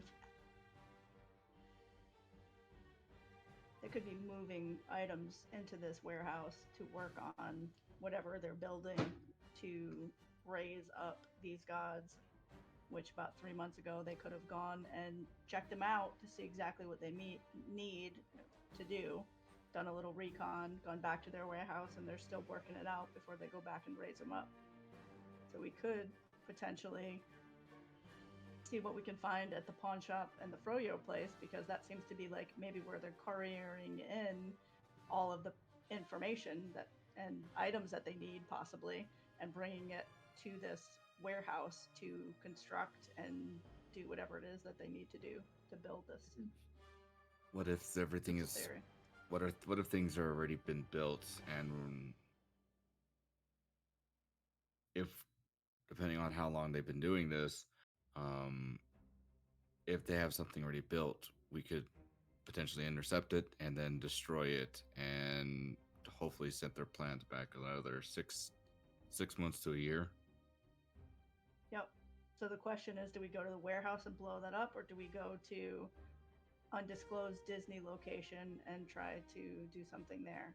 I think if the gods are at the undisclosed location, we maybe need to make sure that they're not at that point raising them up first, and then attack the warehouse. I'd say attack the warehouse and then go to the site, but what do the rest of you think? Is the point of attacking the warehouse to be a diversion of attention when we go to the site, or just take everything out? Yeah. I think the prime objective, since Crackerjack said stop the gods, and if we can, knock them down a peg. But the gods should be the priority. And hey, Tony. Yes. Is like, do we know a guy? Do we know a demolitions guy or something? Like is there a I know a guy mechanic that I a pyromaniac. I was gonna say, you do have a pyromaniac. I was like, burn it down. Do you have explosives on you? She according to the ability, I can ignite anything. But all we gotta do is find something flammable. Poof. Never mind. So we got the explosion. So I do official GM ruling. You know a guy. Okay, so I think Bolts will say. So actually, is the warehouse on the way to the to Disney, to the what's the, is it out of the way if we is it out of the way? I think so. Yes. It is out of the way. Orlando. Okay. Then Bolt is like, we've got a demolition expert right here. So when we stop the gods from being raised, we can go blow up the place. cool If it was toys on the at way, I'd warehouse we say- can use? Sorry. A little What bit. if they have cool toys at the warehouse that we can use to, I don't know, knock them down a peg? I don't know. Bolts just kind of flex and cracks the knuckles around the cybernetic hand and the kinetic gun. I think I've got what I need to knock them down a peg. And it is out of the way, so it'd be one thing if it was on the way. We might need to focus on killing the gods. But I'll fight anything, so. Do we know how they died the first time? I think that would. I do think that would be involved. So what had happened was the gods were, they had used a secret ritual to actually contain the gods, and the gods were actually used as a power source. The problem is that they became too greedy, and instead of it being a like, oh, we're taking sap from a living tree, it became we killed the tree that gave us the sap. If that makes sense, right? Over harvested this energy. Well, we don't have. Well, if we don't have the ritual that they used the first time, I don't see how we could kill them. It would probably be in our best interest to keep them from ever being raised. Then we should probably head for them first. Because what if the time we spend at the warehouse gives them time to start raising them, and then we really just can't kill them because we don't know how to do it. Fair enough. All right. Seems like we have a plan, team. To Disney we go. Okay. I take my ears and I put them on my head. Amazing. I was waiting for someone to take out Mickey Mouse ears. Perfect. Yeah, except mine it would be are R2D2 in Mickey Mouse course. shape.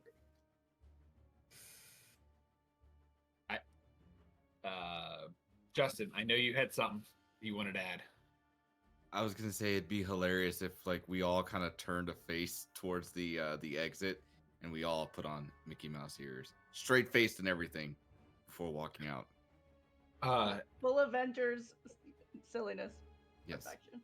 That would be delightful. Well, one of the things that that is a slight problem is you can technically order, but like you could order a ride share or something. You have to wait. That feels a little bit weird for a mission, right? So you'll probably want to steal a vehicle, and as you look up, put the Mickey hats on. Directly at the stop right in front of you, pulls up a taco truck. Perfect. It's fate.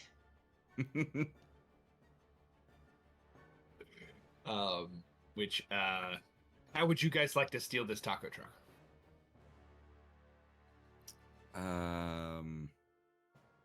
It seems like a tactical thing. Someone have good tactical Form.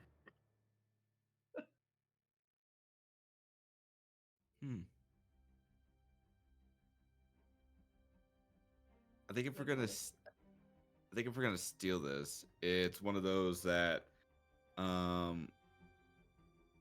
it's one of those we claim to be from the FBI and need their car. Commercial business. yeah, pretty much.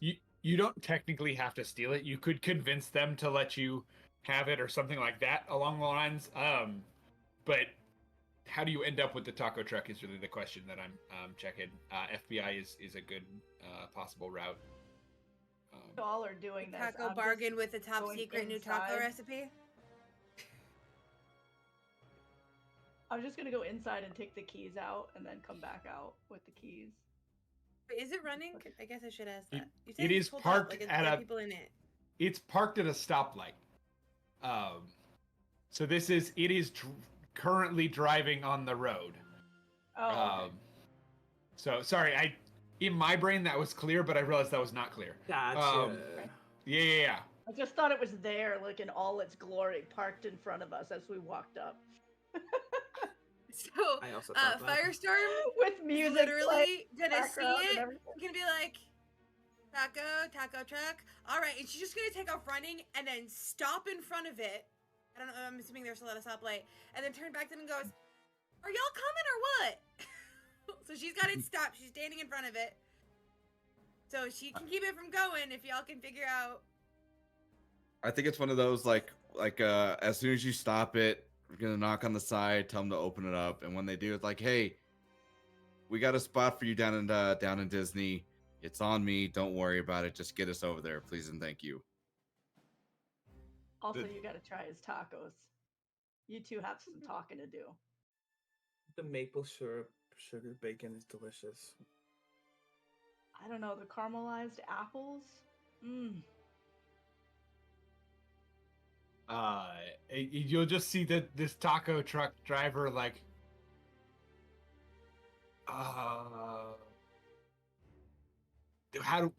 why would I trust you? At that, as soon as he does, I'm going to reach into my pocket and I will pull out a perfectly made taco and then hand it over to him. Like, take a bite of that and tell me that doesn't deserve your trust. You'll see he'll just take a second, and then he's a slightly weird taco truck driver, so he'll just sniff the taco, and go, okay, all right, and just go straight for it. Right, and absolutely, just one bite. Get it, get it. And they're wearing Mickey ears this entire time.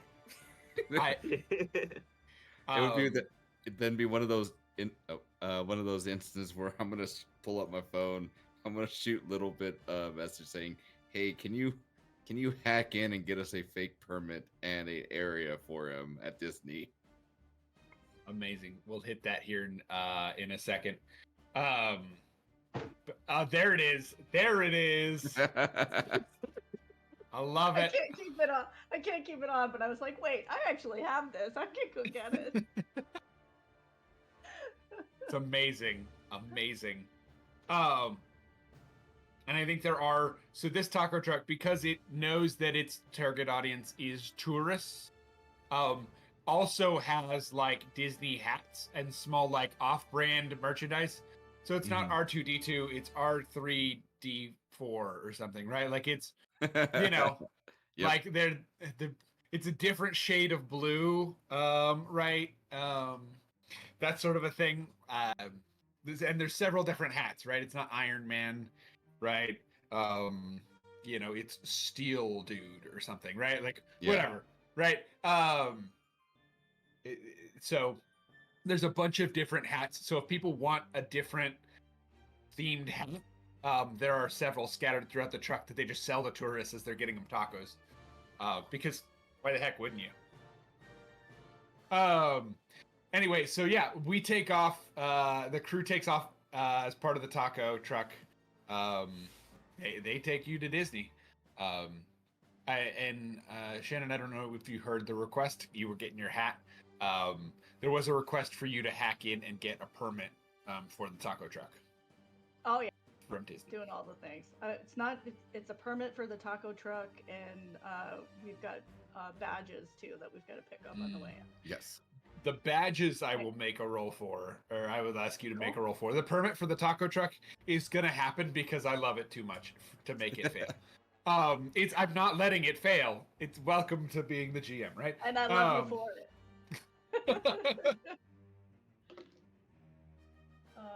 So that is a 10. All right, that's a full success. So yeah, y'all get badges. They're gonna be pre-laminated and ready to go.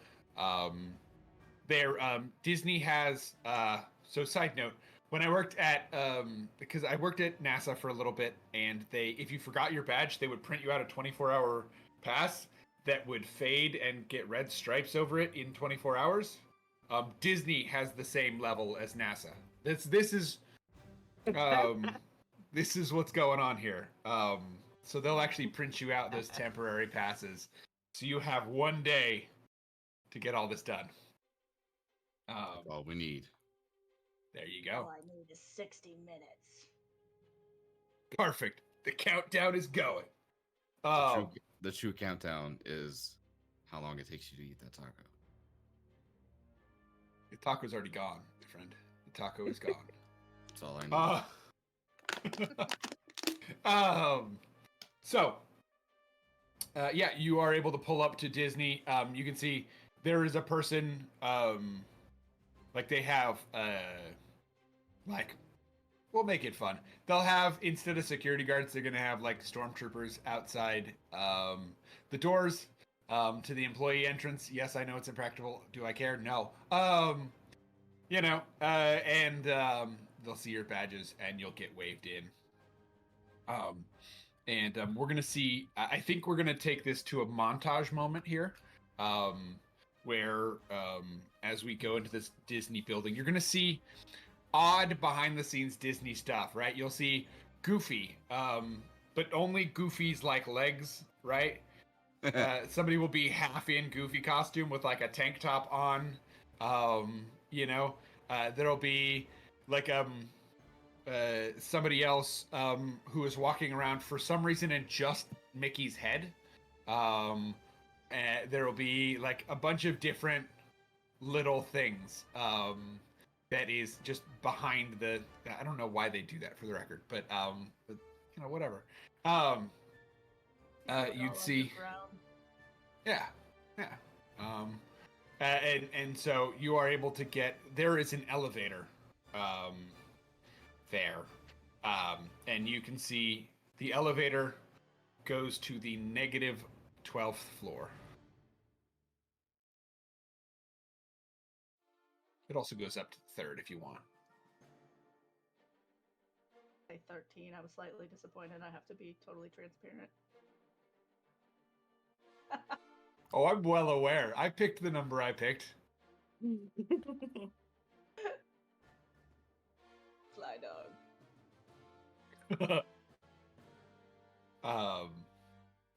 But yeah, so you can we'll, like I said, montage that background stuff as you guys get to the elevator. So where would you like to head? Are you heading all the way down? All the way Just down. making sure.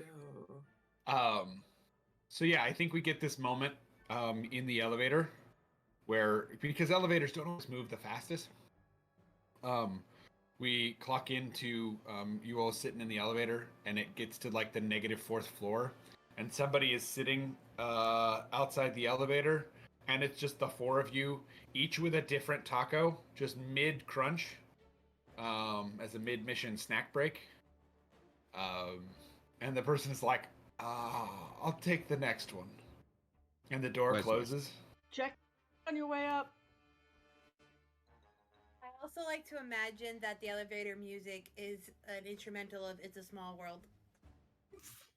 I also need to add that Bolts has 4 packets of sour cream he is adding to his taco right and now. Firestorm has 4 packets of hot sauce. Like they're competing with each other. I would like to say, is it possible? Can I modify this slightly? Yes. It's not 4 packets. It's a whole bottle of hot sauce. It is. Ooh, I feel like yeah. Firestorm is one of those people that just has like a holster somewhere with a bottle of hot sauce. Be very particular on brands. Yeah. And Bolts is supporting Holy Fire Cholula. Sauce's love of putting hot sauce. Here's the thing. Firestorm's the snob here. Bolts supports it. So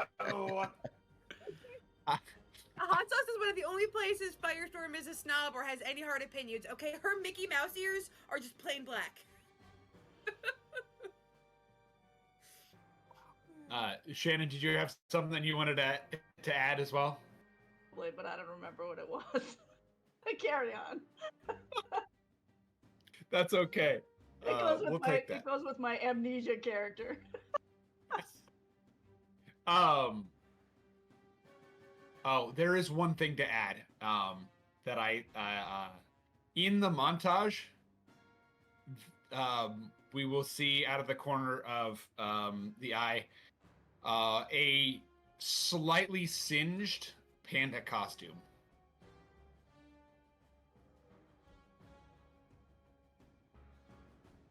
of you. I don't know anything about that.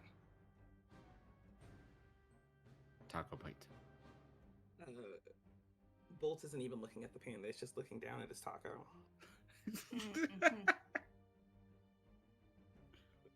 Firestorm is completely confused, like, why in the hell would I know anything about that? Perfect. I just wanted to add that into the montage real quick, as we keep going. Unless you guys would like to spend a lot of time on it, we totally can. But okay. Though I will while we're going down the elevator, I will be on my phone hacking all of the security cameras, and focusing specifically on Bolt because now I'm just like, I know something's up over there. Hey, for narrative interest, go ahead and give me that tactical check.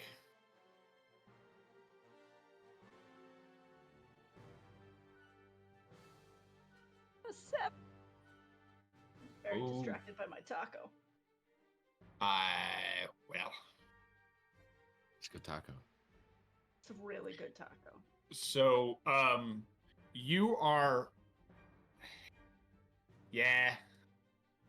You are kicked out of the security system for Disney. And it's you do not get the security footage. And we will leave that at there for the moment.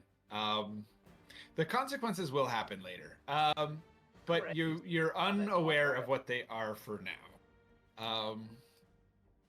So yeah. So y'all get down to the negative 12th level. And so there is one of the things you were able to find in your search, by the way, little bits, or little bits. Little bits. There we go. Or little bit. It is okay. I got so mixed up on S's now. It's fine. All right. And I wasn't saying anything because I was messing with you. It's fine.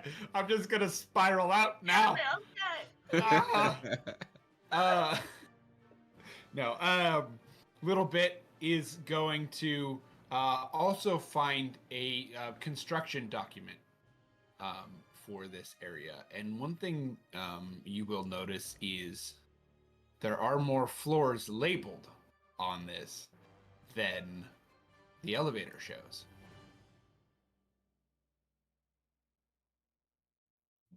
And that to the team digitally, but also just say,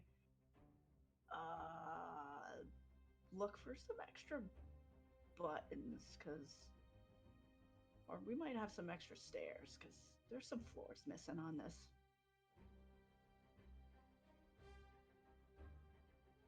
Interesting. All right. You're not able to tap in any further? Freaking taco had me distracted. I regret nothing. I don't either, really.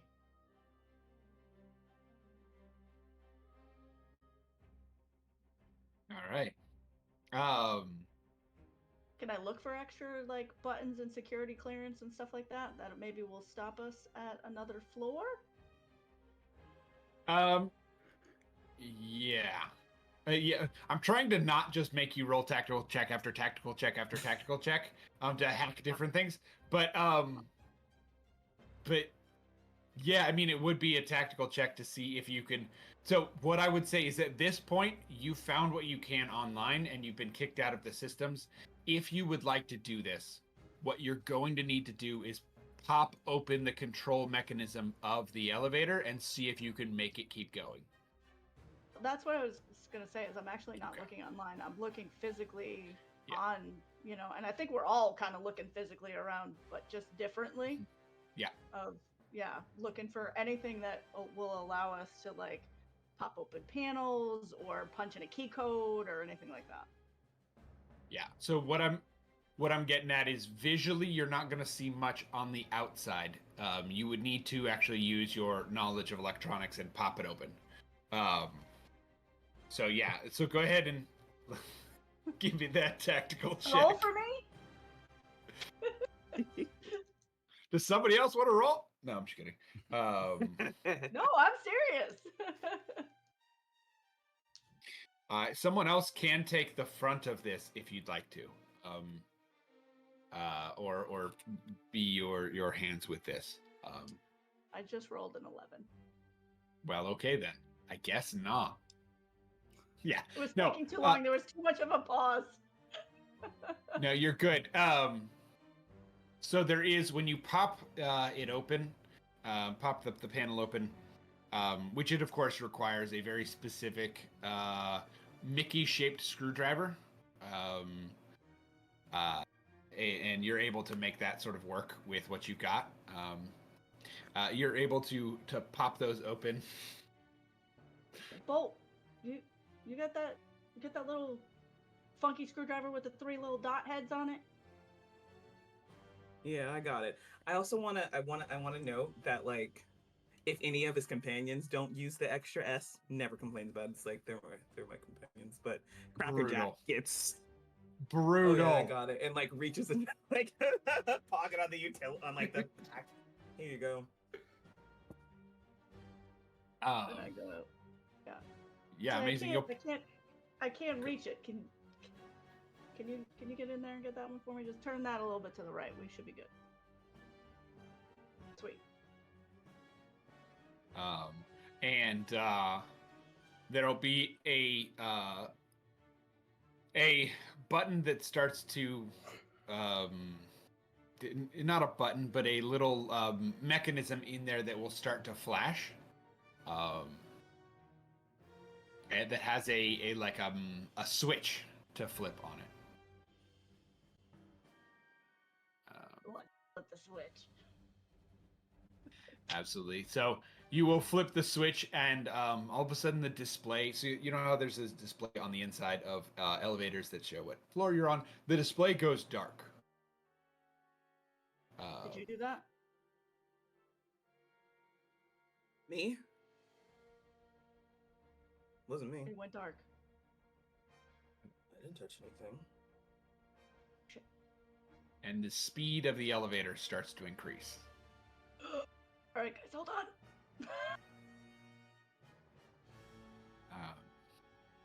And it starts to pick up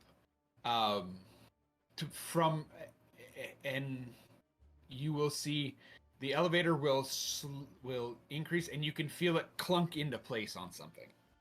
You're not quite sure what, but it clunks into place on something, and then all of a sudden your elevator is no longer moving in one direction.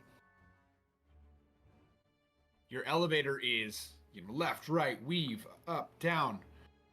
You are on an elevator coaster right now, is what's going on. And we're not strapped in? Dreams. Not at all! All my dreams are coming true at this moment. You know how some elevators have like a bar around it? Yeah. Bolt is grabbing it with his cybernetic arm, like, nah, fuck this. Absolutely. Firestorm is doing Ooze a the little bit, same. and wrap my arms around, like to wrap the ooze around, like embracing you in place for both of you. And you're thrown through a few like loop-de-loops and a few other things in this. It is a roller coaster ride, but at the bottom, you'll see them as it sort of clicks into this bottom placement and stops moving. You'll see that the display kicks back on.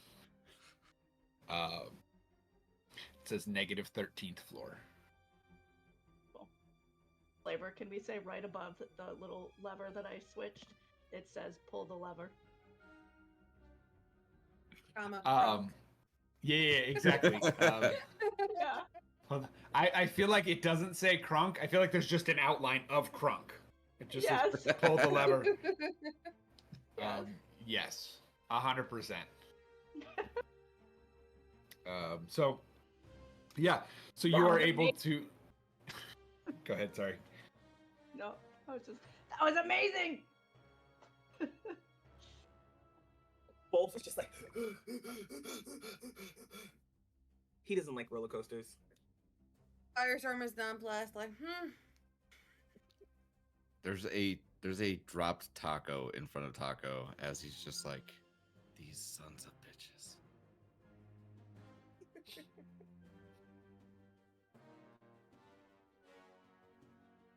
And Gotta then get that's him it.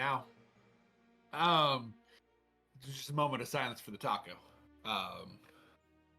But yeah, so y'all are come out and you can see there is almost, it looks like an archaeology dig in front of you, where physical bones are being brought out of the earth, much like you would with dinosaurs. And you can see an array of scientists and folks with like brushes and things slowly excavating this. Immediately ooze. Immediately ooze. Oh yeah. Okay. I'm just like, I don't know what's happening. I'm gonna immediately go down into sludge. So are you a puddle now? Is that help me out with what oozed means? Yeah, so I envision it like I can form it into whatever I want it to be. And I can go through cracks and crevices and all these kind of things. So I'm basically trying to get small. This is my way of like, oh shit, I'm going internal, like I don't want to be seen. So yeah, so I will go down and you'll see basically I'll just kind of morph as I go, like the purple takes over more so that I'm standing there almost like the Incredibles, kind of like where it's just a single form, and then I'll go down into like a little puddle, but in honor of the taco, I'm going to be a taco shaped puddle that is moving along the ground. I love that. The one downside of this is there is now a Mickey Mouse hat that is, I think, left behind as the puddle moves away from it. So right, people just see the Mickey Mouse hat fall and ooze come out from underneath it. So absolutely, you're 100% able to move as ooze. One of the things that will happen to the rest of you, though. I think I'll go in a pocket. Yeah? In somebody's pocket? Cool with that. Yeah, somebody's cool with that. All right. You're in Bolt's pocket. One of Bolt's pockets, yeah. I go, oh shit! And I go out because I was in the sour cream pocket by mistake, and I go into another one. You can't do that while I'm drinking. It's really cold in there. I love that. I love that so much. All right. I'm just peeking out. So, there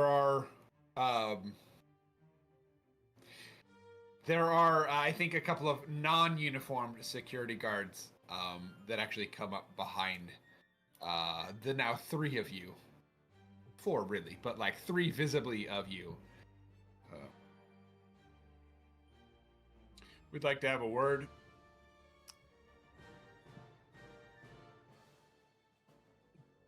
Bolt Interesting, so would we. I'm not gonna lie, Sorry, my dear brain didn't process any of those words, so I heard noises, but I couldn't tell what they were. It was just Firestorm quipping. Interesting, so would we. And then VJ was gonna say something.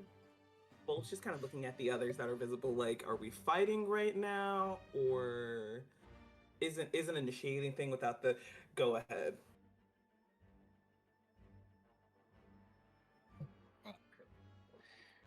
Do we know what the ritual included? And do we see any components of said ritual in the area? Yeah, the original ritual, you would not know what it included at the moment. They didn't include that in the pamphlet. So, yeah, but you don't see, I will say, you don't see a ton of things that seem ritually at the moment, right? Like there's not, piles of structurally designed crystals or like certain flowers set it out or candles that are a certain like way, right?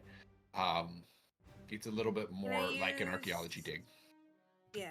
Can I use my veteran's trait to see if there are any hidden dangers? Oh, absolutely. Um, I don't think I roll for it. I think I just literally just ask, are there any hidden dangers? yeah. So there's a couple of things going on here that you are able to see. The first hidden danger is actually that the security guards who have you have hidden weapons that are currently pointed at you. They don't look like they have weapons, but they have weapons. The second few things are you are able to see from across the way a crate labeled Cyclops. And on the side stamped as munitions. And Cyclops is Cyclops the is spy organization. Yes, is the international intelligence agency that tries to run things.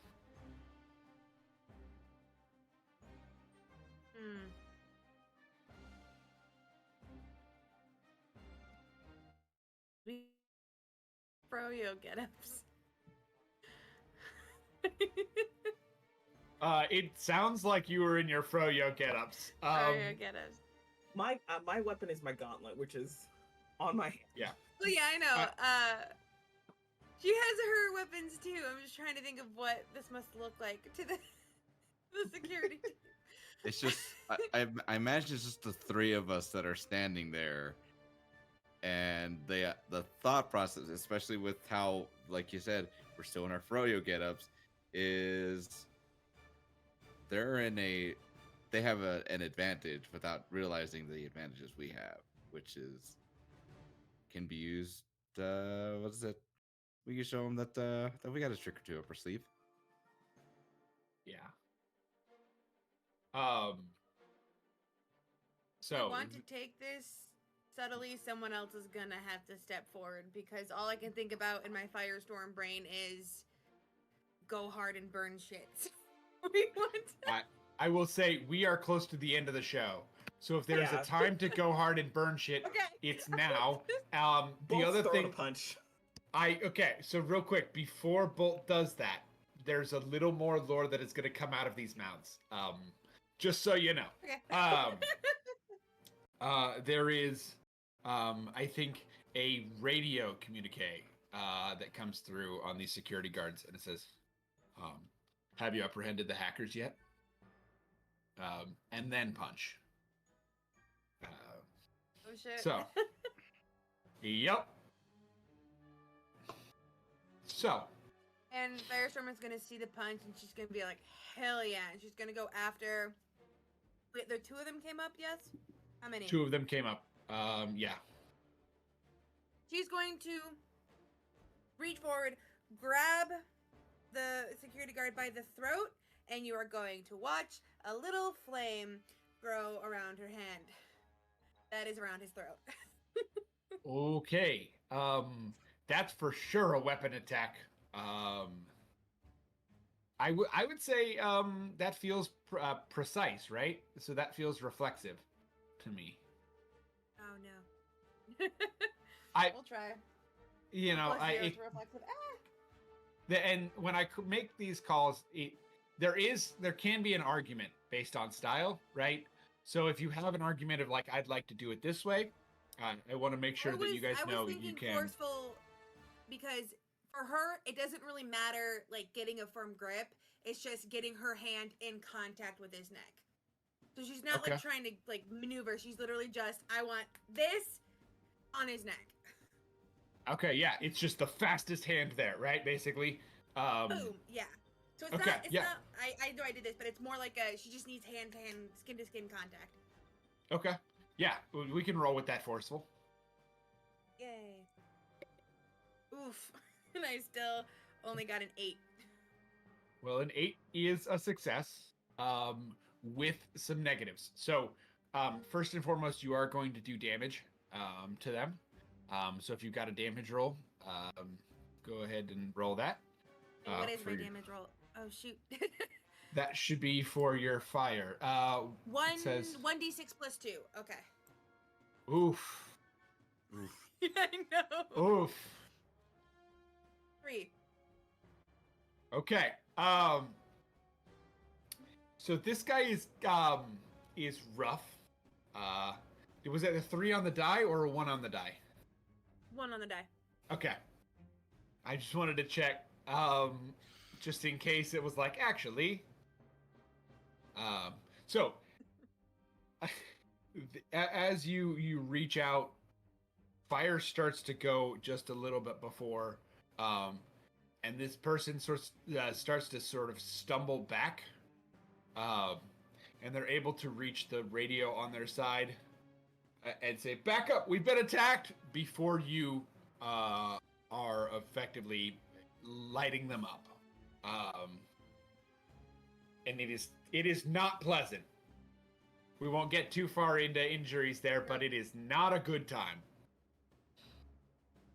As there is fire in spaces that you don't want fire. So yeah. Bolts, I know you were also swinging. Yeah, the one that flame fire stop. Firestorm. Yeah, I was like, why flame? No, that's not right. The one that fire. I'm hitting the one that's not the one fire stop is currently fucking up. Okay. Come on. Also, Firestorm. You're close. Fire. God, I don't know. God, I know it's the same name as the guy from DC. Ugh. God damn it. You're okay. I just figured you'd want to know. Thank you. Okay, I'm gonna use my war die right now. Yeah? No, yeah, because I rolled bad. Okay, come on. Speaking Okay, of that'll do which, it. check it. As this rolls, I do want to check in with the rest of you. Who has a war die left? Oh, mine's gone now. Okay. That's what I thought, but I just wanted to just mentally keep check. Anyway, keep going, VJ. That's gonna be a 12 in total. 12 in total. Okay. Which means with my Which- kinetic gauntlet. Okay, I'm gonna do 6 points of damage, and then I'm going to, like, as I hit, this it goes flying 20 feet back. So, this is going to kill this person. This person dies. And what I'm gonna say is, as you hit them, I think in classic comic book super violence, you've got to have a shot like this. As you hit them, there is like a tusk or a giant bone sticking out of the ground, and this person gets impaled.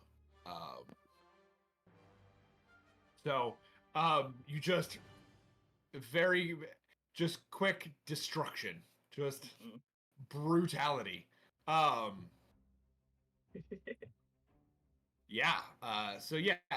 Y'all are and you can hear alarms start going off after the call of that person. This doesn't have turns, so there is it's a super loosey goosey like initiative system. So it's just who wants to do what next. I'm gonna say you two have had your turns for this round. Do we want Bit or Taco? Do y'all want to do anything at this moment? Just for flavor, Yeah. I was in the pocket this whole time, watching while all this was going on, and nobody else would notice, but to the trained eye of the team, I'm ooze shaping, reenacting like the blows and the impalement and all that stuff as it's happening. I would pay money to see that. I Yeah, would I'm pay just, like, money to see at an the edge. ooze. Yeah, that's it. I got Amazing. nothing. Taco.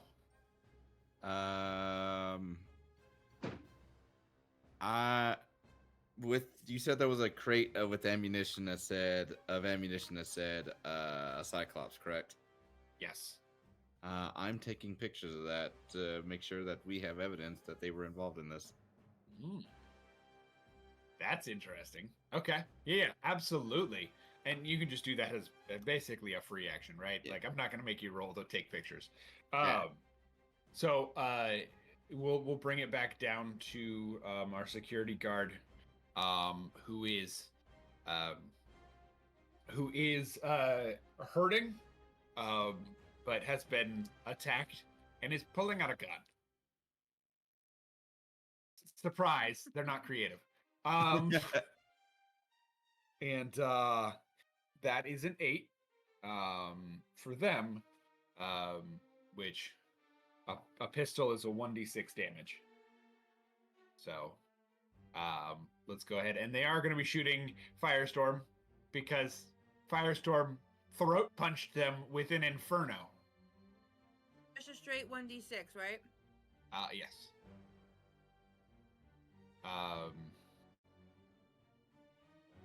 Which is more dangerous than I thought about before I picked their weapon. It can't kill me. It can't kill me in one hit. I have an armor of 1, so it'll always Oh, take one away. perfect. Yeah. A 1d6 couldn't kill me. So Yeah, it if is it was 4. 1d6 plus something, then I might be fucked. But Yeah, it is 4 on the dice. So it's 3 damage to. Okay. absolutely.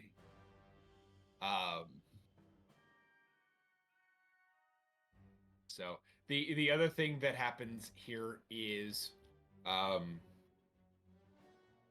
as this gunshot rings out, I think we are going to see the, like, sort of in movie terms, the camera sort of come back out, zoom out to show a wider picture, and you will see 3 agents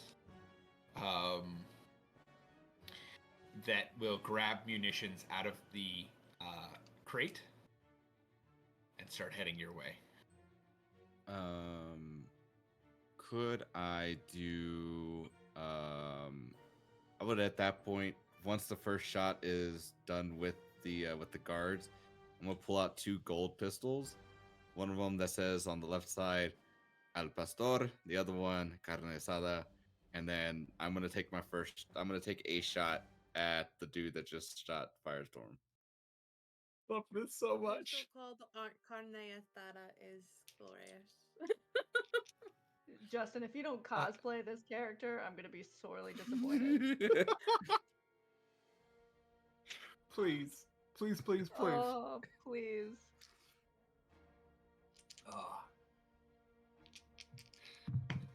And who were you shooting? Remind me real quick.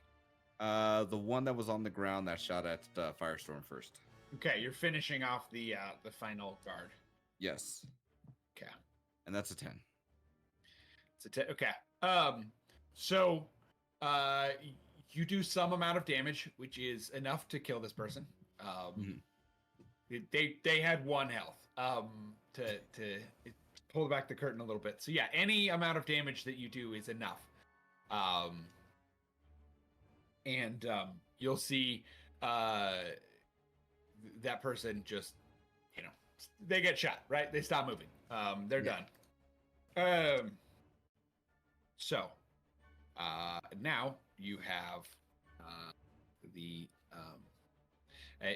I will let another one of y'all move, and then I'll let you guys take the first round here, and then I'll have our agents will follow after you, just to make it easier, everybody together. People are we seeing that are coming to attack us right now? How many did you say? So there are 3 well-equipped agents. Okay.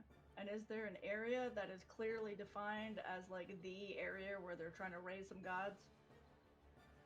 There.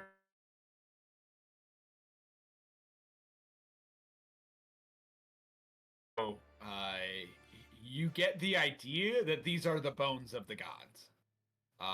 So this whole area. Oh. Sorry, something just occurred to me. Firestorm's gonna look at bolts and be like, and look down at like the dead guards and be like, if If I light these mothers on fire, can you throw them at our new friends? Yes. I thought I knew where that was going. I did not. I told you, when Firestorm goes, she goes. There's a reason she's Firestorm. So yeah, she's gonna use her pyromanic lead down and light their clothes on fire. You can see the plastic on the walkie-talkie starting to melt, garbling whatever message is coming through as their clothes light.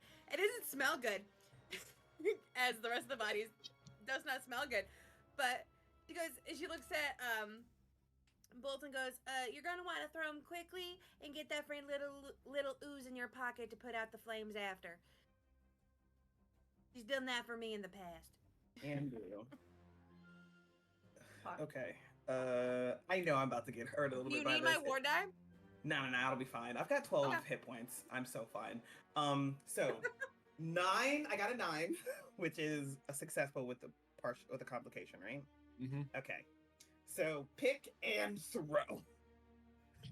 Yeah. So Oh wait, sorry.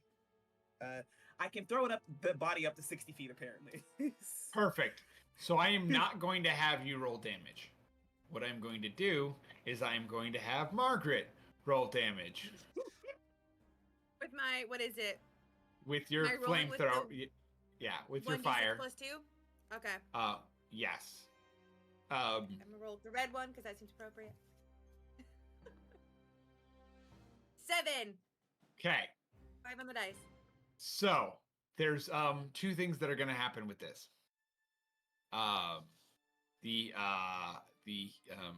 agents are going to, well, one of the agents is going to get hit with this, and you are going to take half of this. Bolts. Okay. Round it up or round it down? This is odd. I don't know. I hadn't thought this far. Even or odd? Or even. Yeah, even or odd? Even? Even. Okay. It is even, it's rounded down.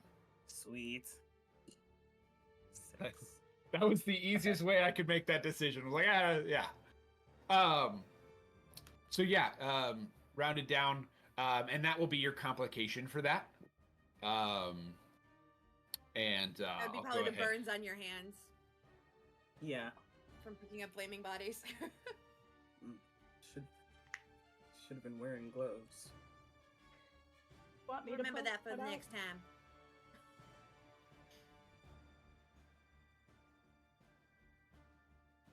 Okay, so that was our turn together. Has Taco gotten a turn? Or Bits? Bit has not. Out when you said before? You said you need me to put flat fire out. What was it that you wanted me to do? Because Bolt was going to be picking up on fire bodies. Oh, okay. The fire Bolt, spreads.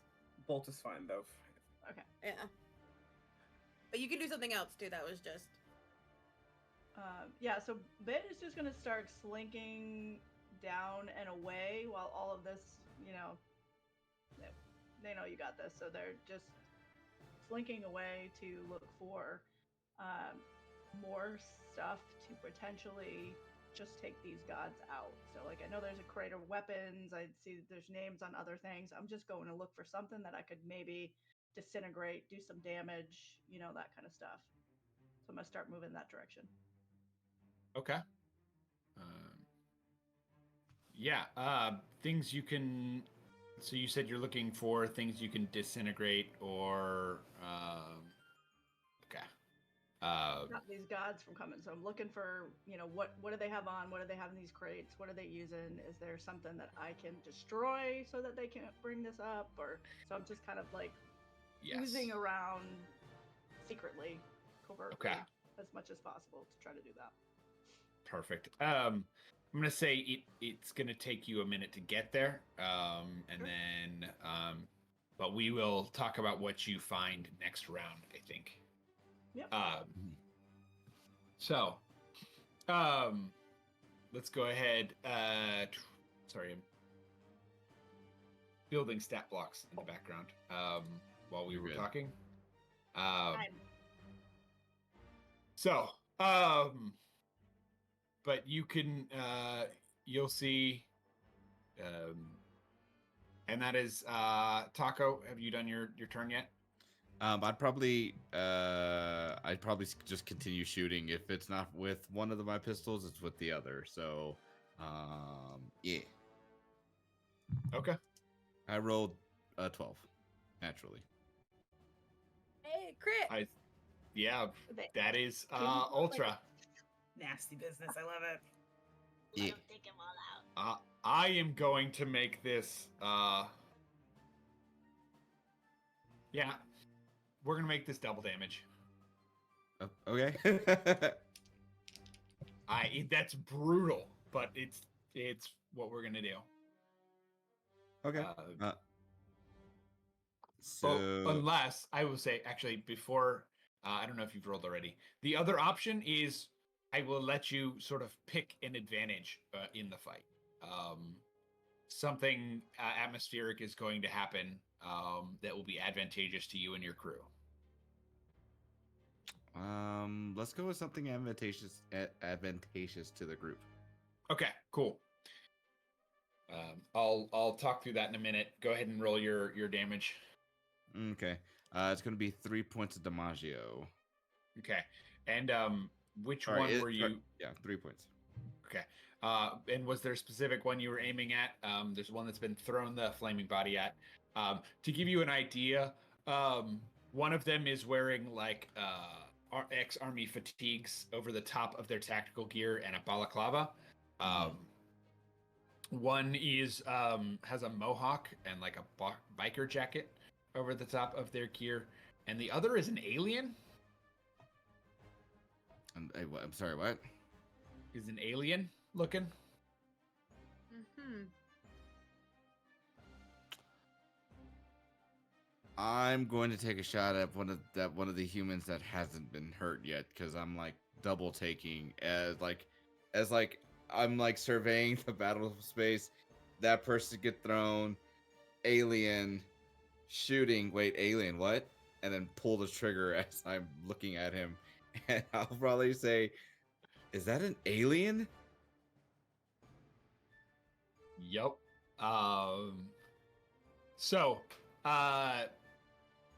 you are absolutely. So you're gonna take a shot at the person in the balaclava. Then, the Yeah. person with the mohawk is the one that had the body thrown at them. Okay. So that is 3 damage to them. Yep. Perfect. Cool. So this then is their turn. And we're going to start with Balaclava. And they're going to go ahead and take a shot. I think back at you. I think that's this is a one-on-one firefight right here. Rude. But they're very chill right now. They literally flip open a lighter, light a cigarette, and the other hand has an assault rifle. So, which is not advisable, but if you're a professional, I guess, whatever. It's a way, not the way, but a way. Oh, and that assault rifle is for sure jamming. That's not going well. So yeah, then that's nothing you got to worry about. So our next is going to go ahead and they're gonna lob what seems to be a grenade in your direction.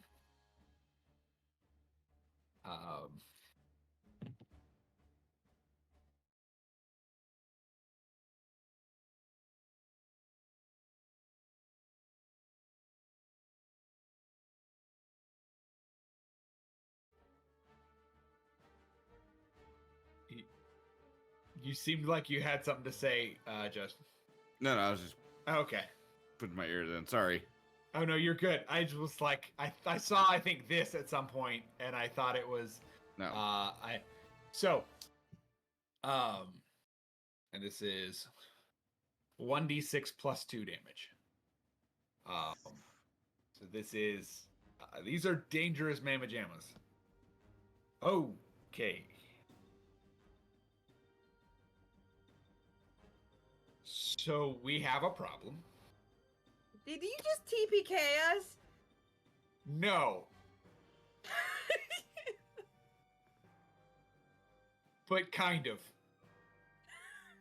Was I already on the move? I'm gonna say yes. Would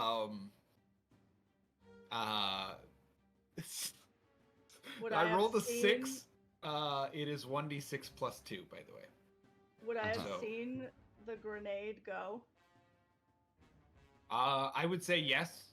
This wasn't Can hidden. I try to consume it and blow myself up? Wait. Can I make a suggestion before you martyr yourself? This is a damage die that's hitting all of us, correct? Yes. As a cyborg, once per fight, you can reroll 1 damage die dealing or receiving once per fight. So if something is dealing damage to me, I can cause it to be rerolled. Reroll that 6! Get out of here! Go away! Jesus. Don't be a sex. Oh my god. Here we go.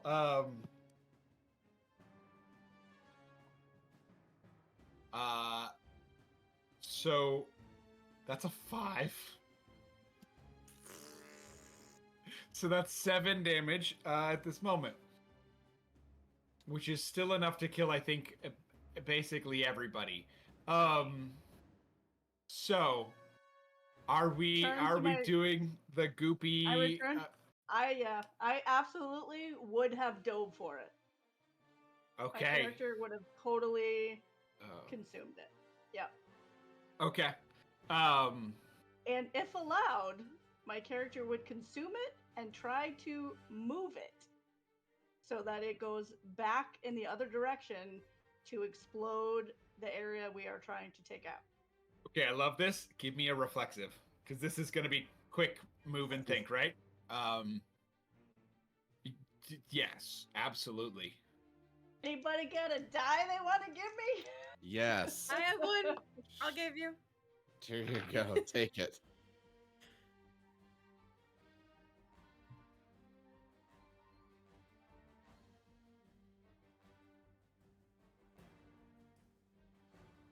So was that 1 or 2 extra war die you got? Just for One my reference. extra war die. Okay. Do I and want to what? do another one? Should I do the other one? I didn't hear the number you came up with. 13. Okay, yeah, there's no benefit to anything over 10, so just Okay. tell me who's you're taking. Everybody offered, so Rollies, you guys. Oh, Justin and I are rolling to see who gave the Yes. war die. Yes. I got a 2. I got 5. Okay, so it was. So Justin keeps Wait, his. what does that mean? Okay, so you take mine. Okay. Yeah, Justin keeps his. Yeah, and I just see this happening, and you see this little ball of slime as I'm like hurtling my body through the air. I just like it's like watching a movie made of slime. I'm just gonna shift and form into every like rando shape that has to do with like any of our stuff that we've dealt with in the past. So like you'll see a taco go by, you know, like it's this whole like random picture show essentially, just changing different colors of the stuff and everything else. And then I end and I grab the thing. I'll turn it into a little heart, but it's an anatomical heart, and then go into the direction of where all of the stuff is that we're trying to take out. I love this. And slightly wave. You go ahead, and you'll hear a song by Childish Gambino playing in the background. I could tell who gets that reference. So, as this ooze jumps up and grabs this grenade and flies back towards these agents. And I will say with a 13, I'm going to give you something extra. Because I'm taking a 13 in your life here, right? So we're going to make this Coming on worthwhile. the show again. No, I'm just kidding. You're done. If you die on the show, you never come back. No. So what's going to happen is these folks are still somewhat near this munitions crate. And you're going to see them. One second. It looks like we're having. It's mine as well. Looks like we're having a slight technical issue where all of our videos are in slow motion right now on the stream. Yep. So because this is very dramatic scene. it absolutely is. I hacked the whole system for this. So we are very close to the end of stream. We're going to try to push through.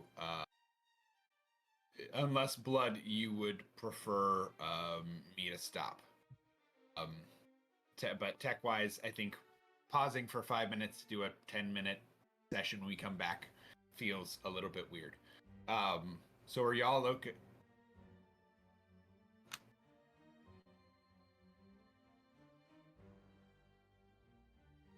Perfect. Okay. Then let's do a quick break. Give us a minute and a half or something real quick. And we'll be right back.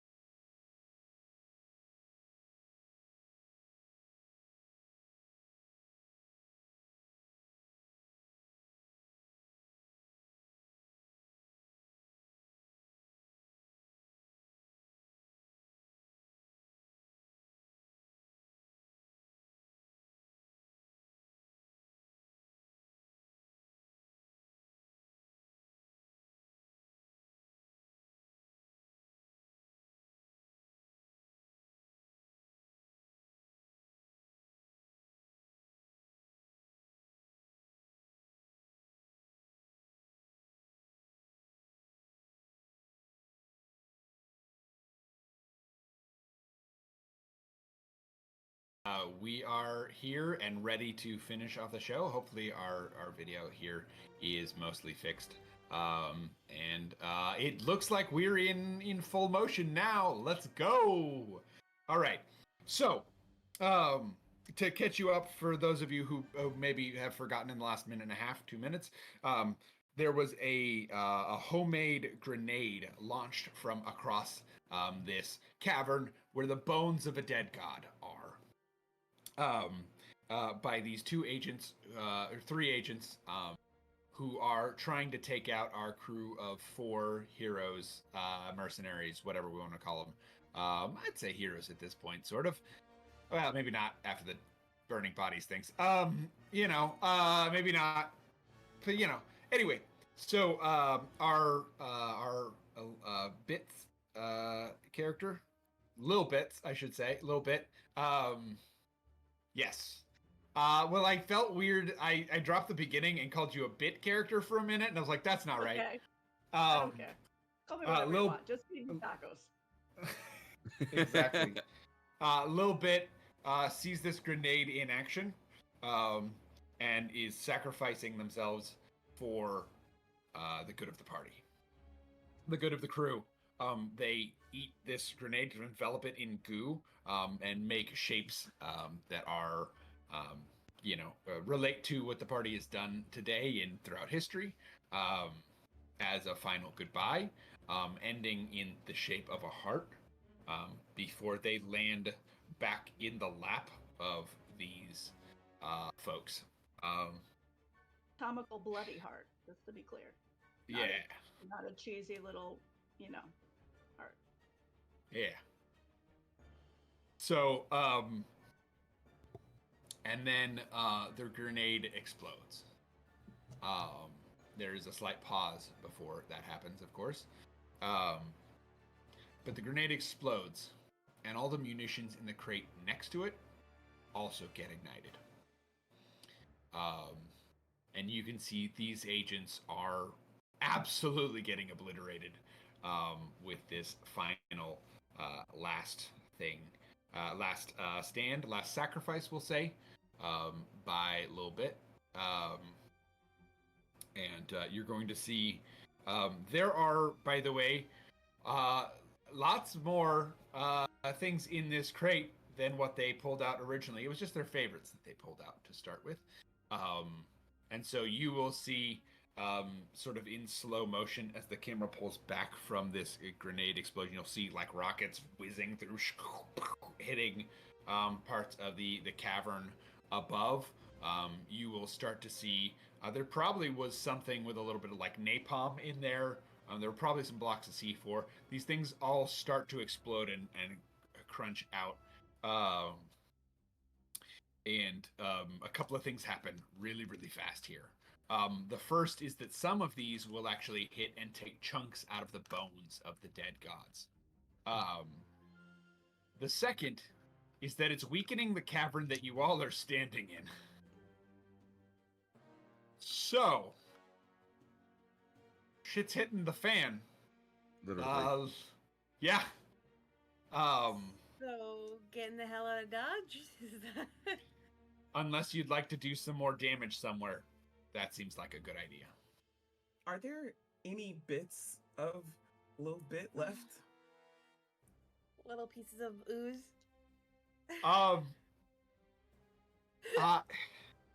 Listen, You it know can what? even just be a little bit. Bolts just wants to get a bit for a burial service. I'm gonna say yes. Yeah. Look in your pocket.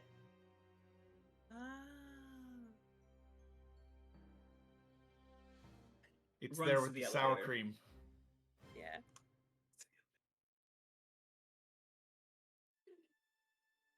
So, if y'all are running to the elevator, anything else you want to do? Getting just the book it. fuck out of Dodge. Okay.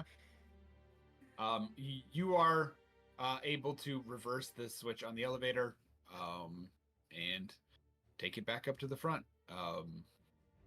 This time, it is not getting out of there is not a roller coaster path. Getting out of there is a much straighter path.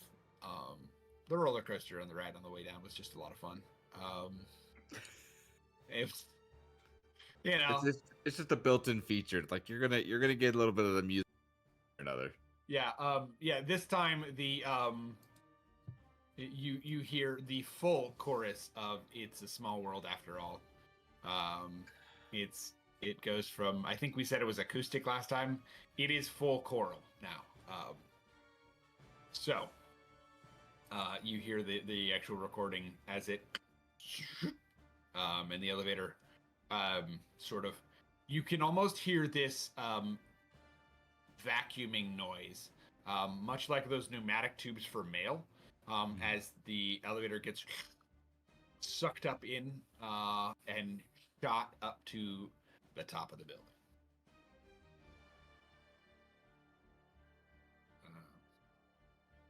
Yeah. This is, you guys have basically, it is the progress of getting out. So do you guys want to do anything interesting on the way out or after the mission here? We're sort of transitioning to things being done. Go hit up the taco truck, see how their business is doing. It's what Bits would have wanted. I'm gonna order Little Bit's favorite taco. I'll second that. Which, doesn't that just mean that we all get different tacos? Yeah. You want favorite taco? We all get what we think her favorite taco is, from what we've heard her say, but that we all end up with different tacos. I love this very, very much. And I think as you are eating your tacos, the taco truck driver brings out one extra taco, um, and looks at all of you in case you want to pour one out for the homies. Respect. And I think that's where we'll fade out of this. Like Avengers theme song music playing in the background during the fade out. Absolutely. Yes. Or Guardians of the Galaxy specifically, whichever one you feel is more appropriate. Yeah, probably a mix of two. Mix Right. of the, It's go. just Groot changing the channel. Yes. Love that. But yeah, that is the end of our game of Fist today. Yeah. We almost all survived. It was hard to die among you. It was an honor. Right? It was a lot of fun getting to play with y'all. Thank you so much for coming onto the One-Shot Wonderarium. I hope you had as much fun as I did. This is my first time playing Fist, and I would 100% play this for a longer campaign. And there's some really cool campaign resources in there if folks do want to play it for a longer campaign.